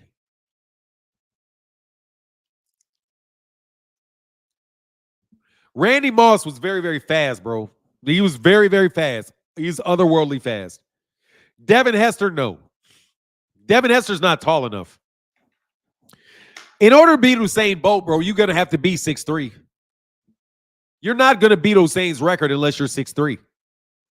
Which is why I'm telling you guys think that Usain Bolt's got a bad start. No, he doesn't. Usain Bolt has an incredible start for somebody 6'3". He's got to unfold his body. The reason why you guys say it's a bad start, it's not a bad start. He just has to unfold his body. But trust you me, within 3 or 4 actual steps, he's up to speed. But the thing is, he's going to be further down. He's going to be further down when he gets to his speed. And then he's not going to decrease. See, the reason that Usain, I'm saying you got to be at least 6'3". He's 6'5". I'm saying to get that speed, you got to be at least 6'3". You can do it at 6'3". You can do it at 6'3". I don't think you can do it at 5'11". I don't think you can beat it. I don't think you can do it at 6 feet. And it's not because of how fast you can actually run. There are people that can run as fast as Usain Bolt. If you understand track and field, really understand track and field, there are people that are actually faster than Usain Bolt. But they are not going to run that time. They're not going to get from here to there as fast. And the reason for that is, I'm going to ask something. Actually, I should let that stay there. So we can see if some of you smart guys, not so smart guys. Where would I rank Michael Johnson? Right next to Usain Bolt. Right next to Usain Bolt. I think that he's basically the equivalent of an Usain Bolt. A little bit notched down from Usain Bolt, I would say. No, Usain does not have gears. We don't have gears. It's not gears. It's not gears. Usain Bolt does not slow down as fast. You have to understand, bro, when a tall guy passes you up, it's not that he is speeding up. It's that he is slowing down at a slower pace than you are because he has longer legs. So you are going to go from, say, speed number 5 to speed number 4 very fast. He's going to go from speed number 5 to speed. He'll slow down from speed number 5 to speed number 4, but it'll be way over here. Where you're at speed number 5 and you go to speed number 4, you're right here. Because your legs are shorter, so you're not going to be able to turn over. Every step that he turns over is longer than yours. So that's the thing. Yeah, it's the length of the stride. It's the length of his stride. He's going to slow down at a slower pace than you do. That's why he beats you. And he's fast. So he gets to the top speed, which is crazy. But he's with everybody else that got around the same top speed, maybe a little bit slower, but they're shorter. They decelerate. He decelerates slower, and it looks like this. It looks like this. That's how it looks when this hand slows down faster than this guy does. If I put this up forward, but I slow this one down and I go like this, that's where you see somebody getting blown out. That experience. And that's the only reason I was faster than my guys so deep. Like so deep, when we talk about track, he's like, yeah, I'll tell him in a minute. I was like, yeah, man, you're a better athlete than me. He is. But he was never going to, if I sprinted with him, he would never outrun me. Because I'm like 4 inches taller than him, and I'm almost as quick. So he'll get out a little bit on me, but not enough for when he starts slowing down a little bit, I'm just going to outstride him. But that's it. But other than that, that's just a height thing. But when you're talking about exploding for a high jump, or you're talking about exploding for a long jump, or exploding with a triple jump, nah, I'm not on his level. I'm just not on his level with the explosiveness.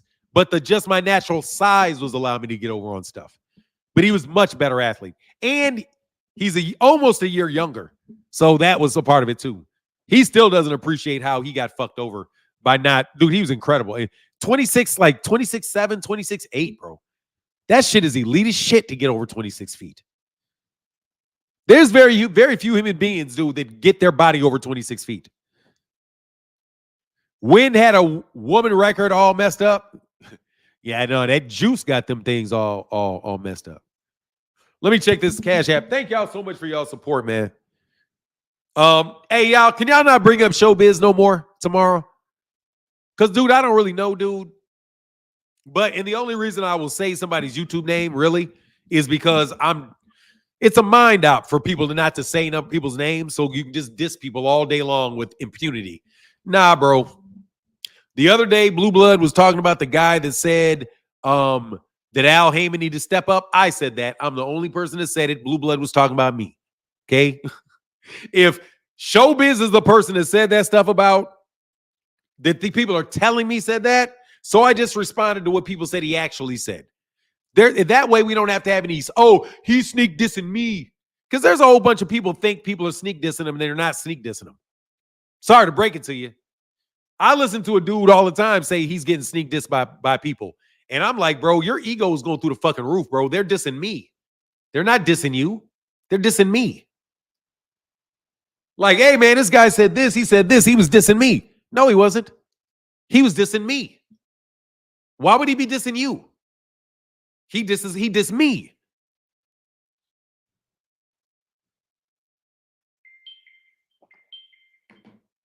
Bro, you say what you want. Showbiz was responding to me on Twitter because I said something in response to something he said. And then he got mad and did another one. And I responded to that. And I think we had like, I don't know, 200,000 views on it or something. Like that shit happened, bro. I didn't like miss that happened, bro. I disagree with him. I responded. He responded with a question. I literally got 100,000 views on Twitter by saying, okay, I'll answer that question. See, that's an honest boxing conversation, bro, and there's nothing wrong with that. Because Showbiz Boxing is a good dude. Everything that I can see about him. Seems like he's taking care of his business, and I got much respect for him. But you guys got to stop bringing all this misinformation over here to me. You know what I mean? And I mean it. Dude, I ain't got no problem with dude. Just like I don't have any problem with Blue Blood. He's a good dude. But look, man, spare me all the misinformation, homie. Flo was juiced like a mother. Hell yeah, she was. Flo Joe, super juiced. Dude, everybody's juiced in track, bro. You ain't nobody gonna ever convince me, bro, that all these dudes in track and field ain't juicing. All of them. And I mean it. I mean all of them. You're not going to convince me for nothing. Because I ran track, bro, in the 80s. And I remember going to a junior college national event. And there were dudes literally that had Band-Aids on their thighs for where they had just shot up. So I'm like, nah, bro, you out here got Band-Aids in your... Nah, dog. They're literally covering up their... They were literally covering up their injection spot. So I was like, nah, bro. And the dude that was on my team, that was the best guy on our team, he was juicing. Dude, I was like, how the fuck is this good? That dude this good? No joke. I asked the coach. I was like, man, why? How is his name was? I ain't gonna say his whole name. I was like, man, how in the world is this dude so goddamn good? He was like, seriously, man, he's got like the United States record in the javelin, and he's like one of the top best javelin throwers in the history of the javelin. I was on a track team with him. And I was like, how? Because his body was like, he's a real cool dude, too. Real cool dude. His first name was Tom. Because it was the 80s, I can say it. The first name was Tom. Tom could throw his ass off, bro. Like, stupid. And I was like, okay, man, why? First, I was like, why is he here? And the coach was like, hey, he's on the team because he juiced. He's like, because he's juicing. And I was like, is he juicing now? My coach looked at me. And he looked at the distance on that sheet, and he was like, he looked at me like, well, I hope he isn't. That's all my coach said is, I hope he isn't. And I was like, oh, I get it. Yeah, he is. It doesn't matter. Like I said, Tom had an entire professional career, bro, and never popped dirty, bro. Only time he popped dirty was literally when he was in high school. All right. Cammy Kashmiri was damn near to the Olympics before Cammy Kashmiri got popped. Cammy Kashmiri is a fucking monster. Y'all don't know who Cammy Kashmiri is. Cammy Kashmiri came out of high school with me. Dude, Cammy Kashmiri was a discus thrower, bro. He was a discus thrower. Let me tell you how cold Cammy Kashmiri is. We were at a meet called the McDonald's All-American. I was there watching it. I wasn't competing. I was at the McDonald's. Basically, it was the Keebler meet. So just consider it to be like, the All-American for track and field. This dude could throw shit so fucking far that they cleared out the fucking bleachers. They were like, look, you guys got to get out of these bleachers and you got to go over here. Because this kid right here, if he misses, that shit's going to come right at your head. And people are like, what? Because he was the American world record. He was the international world record holder at the discus. In the discus. Cammy Kashmiri. You can look him up. He wound up getting juiced. Dude, he wound up getting thrown out of track for juicing. But bro, in high school, he was like 6'6", maybe like, he looked like he was 6'6", 290, man. Pure money. Pure muscle. Arab dude. Cammy Kashmiri. I think he was Arab. I think he was Iranian. He was some type of Arab, but god dog, that mug was strong as an ox. Like you see him, like you're like, Cammy, look at you. You look at him like, hey. Cammy Kashmiri walked by me, bro. I'm the same age as Cammy Kashmiri. I'm like, what does this do? What kind of creature is this? Nah, bro, they got dudes on juice for years and years and years and years. Anyway, put a 1 in the chat if you enjoyed the live stream. 290 pure muscle, baby. Cammy Kashmiri was sick with it. Dog, Cammy Kashmiri was sick with it. He looked like the fucking dude. He looked like the Hulk on. He looked like the Hulk on steroids. And god dog, he could throw. Juice in. Let me ask you a question. Y'all really think Shannon Sharpe is natty? You really think Shannon Sharpe ain't never got nothing up in that he ain't never done nothing? Hey, Martin, do you think Usain Bolt's will ever be broken in our lifetime? I don't know about your lifetime. I don't know about my lifetime, but it will be broken. It is going to be broken by an American. It's going to be broken by an American sprinter. Absolutely, it will be. And I think it's going to be beaten probably. I'll give it 10 years. I'll give it 10 years before it gets beaten. 10 years. Man, of course. Man, LeBron looked like a goddamn ball of juice, bro. Shit, Bronny looked like he'd been spiking his juicies.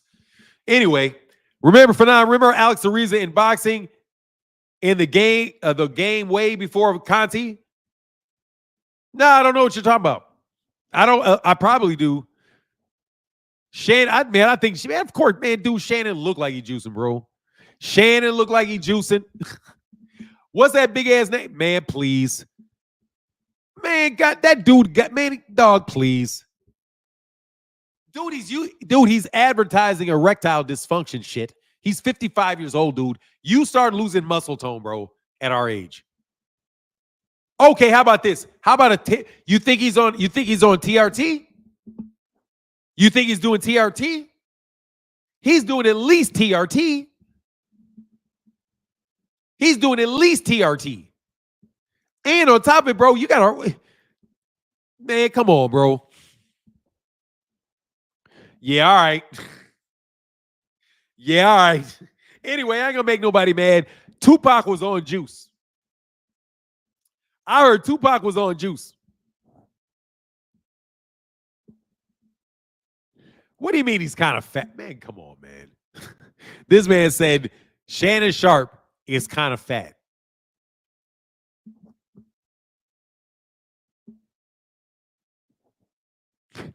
All right. Okay. Hey, look, man. If I should just so happen to show up to this channel, well, look, man, he's a beast, though. I ain't gonna lie, bro. I mean, he's a beast, man. He's a beast, though. All right, y'all, I'm out, though. Deuces. Oh, did I? Oh, I can't. I got to check this. Yeah. Hey, I'm sorry. I did mean to ask a question. Can you guys let me know if I was respectful in the way that I addressed issues that involved other YouTube channels? That's the question I meant to ask. Because I want to make sure that I was very respectful to Blue Blood and that I was respectful to Showbiz, the adult, and that I was very disrespectful to Claymore Rain.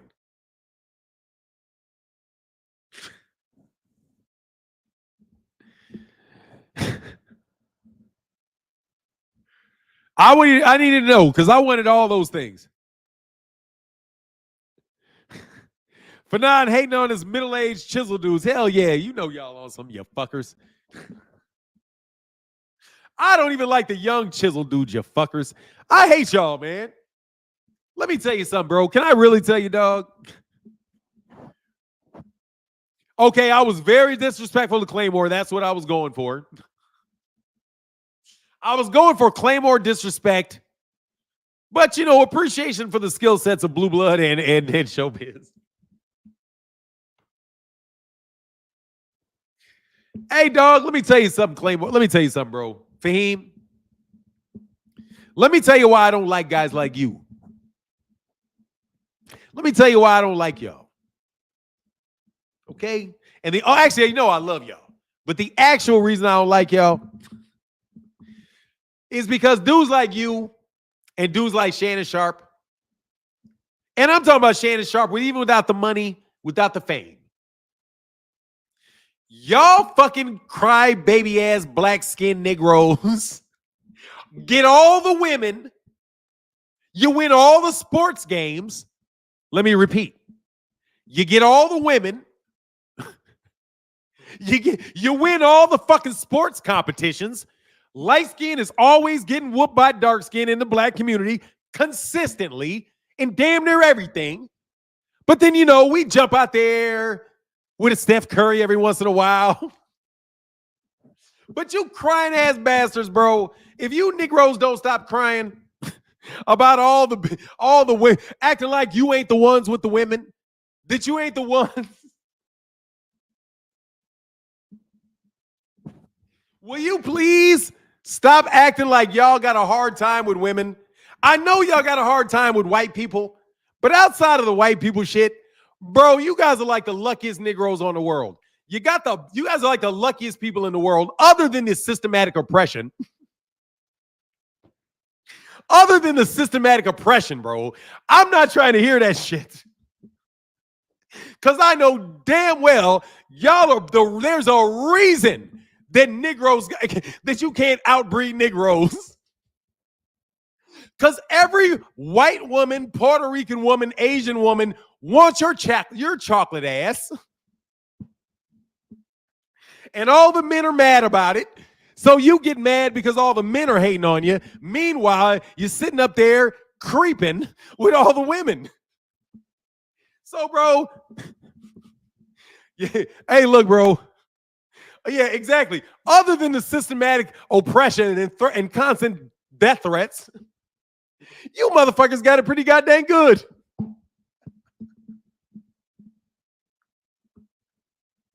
So that's my only problem, bro. That's my only problem with y'all. Stop acting like y'all don't get all the damn women because you got better skin than everybody. Okay? So here's the fact. You chocolate guys got the best skin in the skincare game. Okay? You all are at the goddamn top of the skin category, and that's 95% of what you look like, okay? Literally, you can turn your ass around, and literally, a woman will say, "Can you cover up your face?" Bro, y'all got it so good that a woman can be like, "God dang, Shannon Sharp, you ugly. We'll cover your face up, but the rest of you, damn." See, that's why I ain't trying to hear that shit. A light-skinned dude got to be pretty from head to toe. If you're not pretty, if you're a light-skinned dude and you ain't pretty from head to toe, dude, they call you light-skinned for no reason. So I ain't trying to hear that shit, bro. A light-skinned dude got to have straight teeth. His skin got to be perfect. His hair got to be intact. All that shit. In order to be looking good to anybody but self-hating, dark-skinned black women. Hell yeah, Berta One. I'm talking about all y'all. All y'all. Let's call the myth out for what it is. Everybody hates on you guys because you guys have the skin that everybody likes. Because it's flawless skin. And flawless skin is 90%, 99% of your body. Right there, bro. You guys are ahead, so everybody hates on you. You know what I mean? Rod Walker said, respectful and tactical in your responses. Hey, bro, thank you very much, Rod Walker. But I did, now, Fahim, I need every very dark-skinned black person to tell me whether or not I'm telling the truth or not.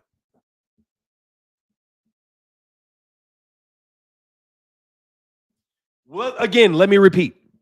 I need every self-identifying dark-skinned black person to tell me whether I'm telling the truth or not.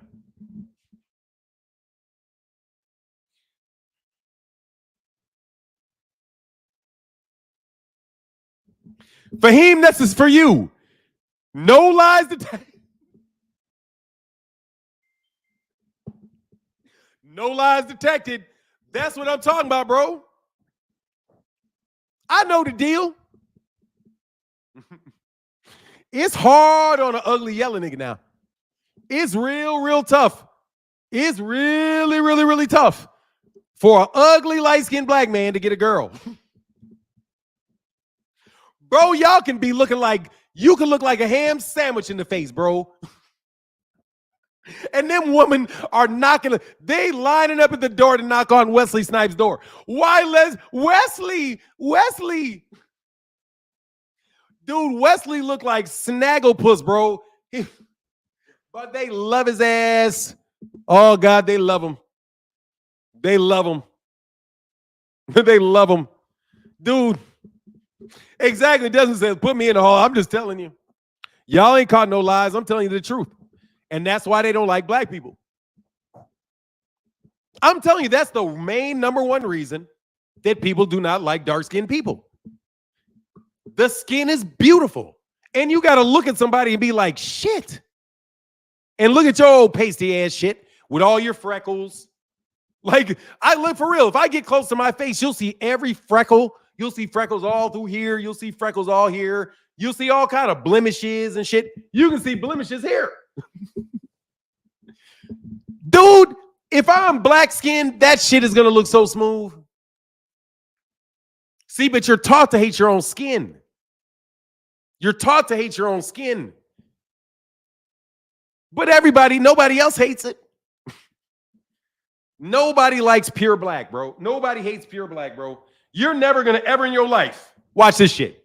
You will never in your life find somebody that's going to tell you that this color is ugly. Bird 101 said, blame us, huh? Hell yeah. Because I'm jealous of you, Bird 101. I'm just jealous. I'm just jealous, dog. I'm just jealous. Don't worry about it. I'm just jealous. I'm not confused, bro. I don't have that license seeing superiority shit. Trust you me. I've seen way too many black-skinned dudes getting all the girls, bro. I'm telling you, they are the number one target for women, dog. If you see a thoroughly black-skinned man around smiling, bro, you need to take your girl. Especially if she white. Especially if she white. You better take that girl and get her the fuck up out of there. Or you gonna you fuck around, have a brown baby. They love black men, dude. They love them. Passionately love them too. Phoenix say, hey, now y'all can tan if y'all want to. Oh, say now y'all can tan if y'all want to be like us. They got beds and sprays. Hell no, you can't get there, bro. Ain't no tan gonna ever get you anywhere near Lupita Nyong'o's skin color, bro. You can't tan to that. I'm telling you though, every color that you like. I'm not talking about the race of the person. I'm not talking about the country that they're from. I'm talking about you will never find any human being on this planet that will tell you that this is an unattractive color. You may have some people that don't wear white.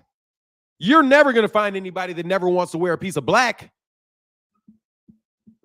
Never. It's the most beautiful color that there is because it's all color. He said, if she white, boy, she coming to get you. The white girl going to come get you. The white girl going to come grab you. She going to colonize it. The white girl going to come colonize you. Believe it. That's why I was like, no, thank you, baby. No, thank you, sweetie. And you know what I mean? And they don't really like me because I remember something about you I don't like. You're a little too brown, man. A little too light. We want the chocolate, man. Where the chocolate at? That's what the white girls want. They want the chocolate. They don't want me. They want the chocolate. Hey, Phoenix said, Oh, okay, I got you. But look, I'm going to get out of here, man. I hope you guys enjoyed the chat. Yeah, Becca's love Georgia. I'm just telling you, I'm not real dark, but I'm caramel, and you're telling the truth. I hear from women, white and black, and men almost every day how pretty my skin is. I'm telling you, man, you black people have dark-skinned black people, and I mean the black ones. And I'm not talking about my color. I'm not talking about Errol Spence's color. I'm telling you, the prettiest color in the world on a human being is super black, because there's no blemishes, and it is completely beautiful.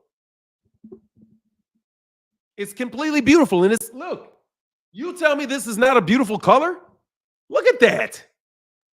If you could get your body to that color, bro, that's beautiful, man. Ain't nobody's skin that damn beautiful. Dude, light-skinned dudes always in style, bro, because we are approximate to white people. Dude, let me tell you something. My handsomeness comes from my approximation to white people. And I know it. The typical reason that people would find me attractive as a black man is because I have some approximation to features that they consider to be European. Even the facial structure, everything. That's a Western preference. That's not a preference of the African. That's not a preference of the Asian. It's not a preference of most of the world. The preference of most of the world is that man. But since people want to control that man and want to make that man and their children and all the wealth and all the things associated with them subjective to other people, you have to make everything bad. So what do they do to deal with the attractiveness that they have towards you? They hypersexualize you. See, they have to instead of saying the skin is beautiful and we need the skin, they have to explain the fact that their women want black men. They have to make it about the penis and the penis size. That's not what it's about. Trust me, those dudes, they like the men. They like the men. Okay? They'll get used to the Johnson. Every woman will get used to whatever Johnson's around, bro. Okay? Now, some of y'all, they may not get used to that. You'd have to ask them. But women get used to whatever. Their body's very flexible. They can have babies. The reason that they don't like you ain't got nothing to do with that. They are attracted to them men because them men are nice to them, and the men treat them like they're beautiful, and they think that those men are beautiful. And when they look at his skin, they see their white-ass skin against that black-ass skin, and they look like, who? And that's what happens to white women. It ain't got nothing about the Johnson. It's got everything to do with the man himself. But see, in order to explain that attraction away to the style, to the confidence, to the beauty, to the talent, you want to make us animals and say, oh, that's just because they get that big black Johnson and he has sex like a wild man. And then you put black men like that all in pornography, and so everybody's looking at them like they're just dirty animals. Because they're constantly portraying them as dirty animals. Ooh, I want to take a white on the wild side. No, you want a man that you find physically attractive, homie, and he's a good dude. That's a part of racism. That you guys don't think that you don't yourself truly believe that you're beautiful. You think everybody looks at you like you're not beautiful because you don't think you're beautiful. But if you opened your eyes and you looked around and see how all these people looking at you, you'd be like, shit, I must be beautiful. I basically get any woman I want. And I don't even got to talk to her. She'll walk right up to me and talk to me. Bro, you're blessed. Okay? If you ain't got no woman problems, you can get women. And you can get, man, you good, bro. Them old ass men got to be billionaires to get the same chick that you banged out. Sorry, that's terrible. All right. But it's accurate at the same time, bro. Dude, the way I think about it is, dude, these Negroes got to be making like $100 million a year to get the same chick that we was taking care of for free. You bugging. Anyway,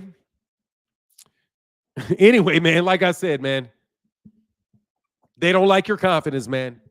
That's all it is. They don't like your confidence, man. They don't like your confidence, and they don't like that them women really like you for you.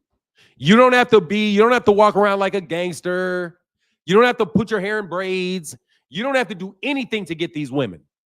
That's it. All you have to be is a decently nice guy, walk up and talk to them, and dude, you're almost in there right there off who you are and what you look like. As long as you got your life together and you're not representing a lot of other stupid shit, you're going to be good, bro. You're Gucci with everybody.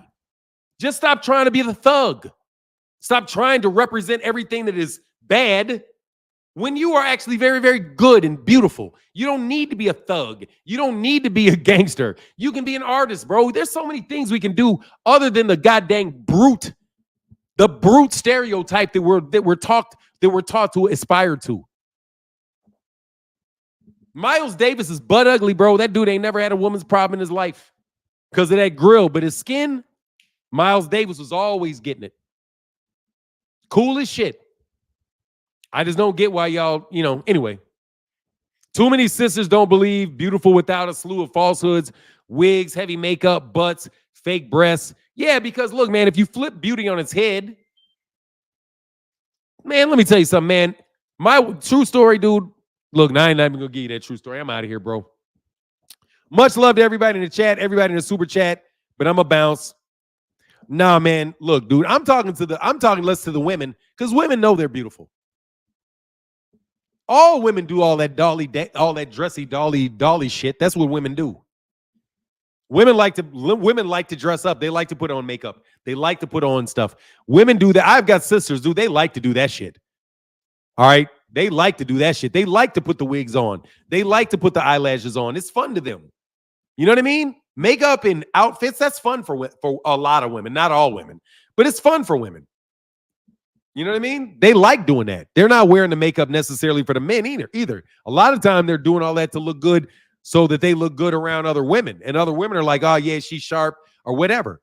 You know what I mean? Like, nah, man, I don't have a problem. Women wear makeup because women like to wear makeup. Trust me, because I asked my wife not to wear makeup. Anytime my wife was walking out and she feels like she wants to have a really good time, she's going to put on the makeup. She's going to put on a little makeup. She's going to get her shoes. She's going to get her perfume, and she's going to walk out with her girls, and they all going to look fly. And there's a lot of fun in that, just like we like to play dress up. We like to put our suits on. We like to put our suits on. We got our watches on. We hit the fight. We walking by, we shining. Nah, this is not a boxing channel, bro. Nah, bro, it's not a boxing channel, homie. You know what I mean? Same thing. He said, facts, do away with real and do away with the real. I'm not sure what that is. Oh, LaMarcus Robinson said, facts, Martin. Women look to impress other women more than men because they already have him at home. Hell yeah. Man, my wife ain't got to do a freaking lift a finger to get a dude. Like, all she got to do is walk past him. Some dudes going to holler, bro. They're used to getting hollered at dudes. When they're around dudes and they think dudes are looking at them and it's not necessarily a good place to be, a dime piece chick will just not wear anything. She'll just like put a hat on or some shit. And keep on walking. But anyway, I got to get out of here. Much love to everybody in the chat, everybody in the super chat. It's always so fun. I'm glad. Shout out to Showbiz Boxing. Did not mean to insult your brother in any way, shape, or form. God bless you. All right, here's my. So yeah, no disrespect intended. I just didn't like that argument. Argument's kind of weak. Now it's actually the argument's very weak. Actually, not even kind of weak. It's literally very weak. Like scale from 1 to 5 is just like around a 2. No, scale to 1 to 10 is around a 2 to 3. It's just not backed up by anything real. That's why I don't like the argument. But it's nothing against the person. It's just the argument is not logical. Or it's got a lot of holes in it anyway. Gigantic holes that you can drive a bus through. My email is this.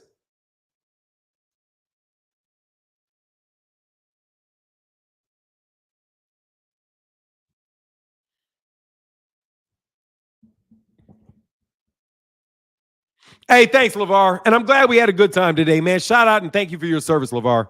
Hey, LeVar, thank you for your service. as a police officer. Very, very much. Thank you for your service. And I apologize if I said anything that a police officer and somebody in law enforcement would be offended by or thought, didn't really represent what you guys are about. You know what I mean? I'm not a police officer, so I don't know what police officers go through. Incel, my bad. Yeah, I'll look.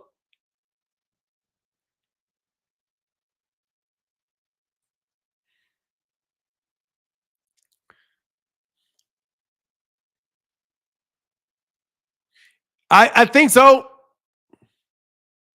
Oh, no, I didn't even read any of these today. My bad. Hey, thank you, King J.O. Cash. Much love to the channel. Thank you, brother, for the $2 holler. Incel. Tony Brown. And Barbara Davis in the building. Oops. Barbara Davis with the $20 holler. Thank you, Barbara. Damn. Barbara, thank you so much. Said Super Chat Thursday. Thank you, Barbara, for helping me keep the lights on. You're such a huge supporter. Thank you. Los in the building said, I still think Freak was full of shit. He is full of shit. Thank you very much. Appreciate you so much, Los. Thank you. I'm sorry for being slow on these. Ralph Chestnut said, support for the channel. Thank you, Ralph Chestnut.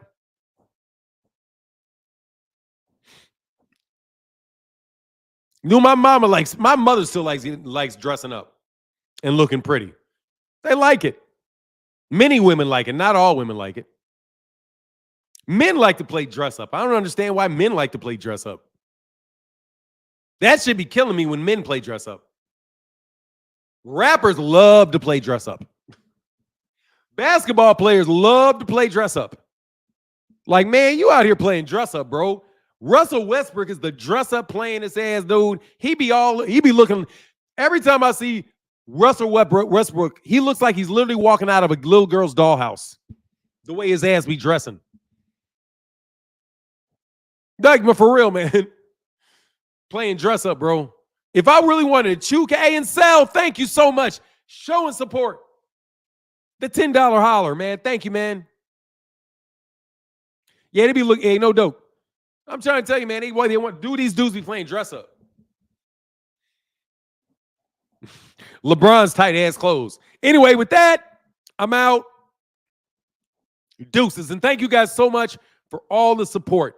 And we will see you tomorrow.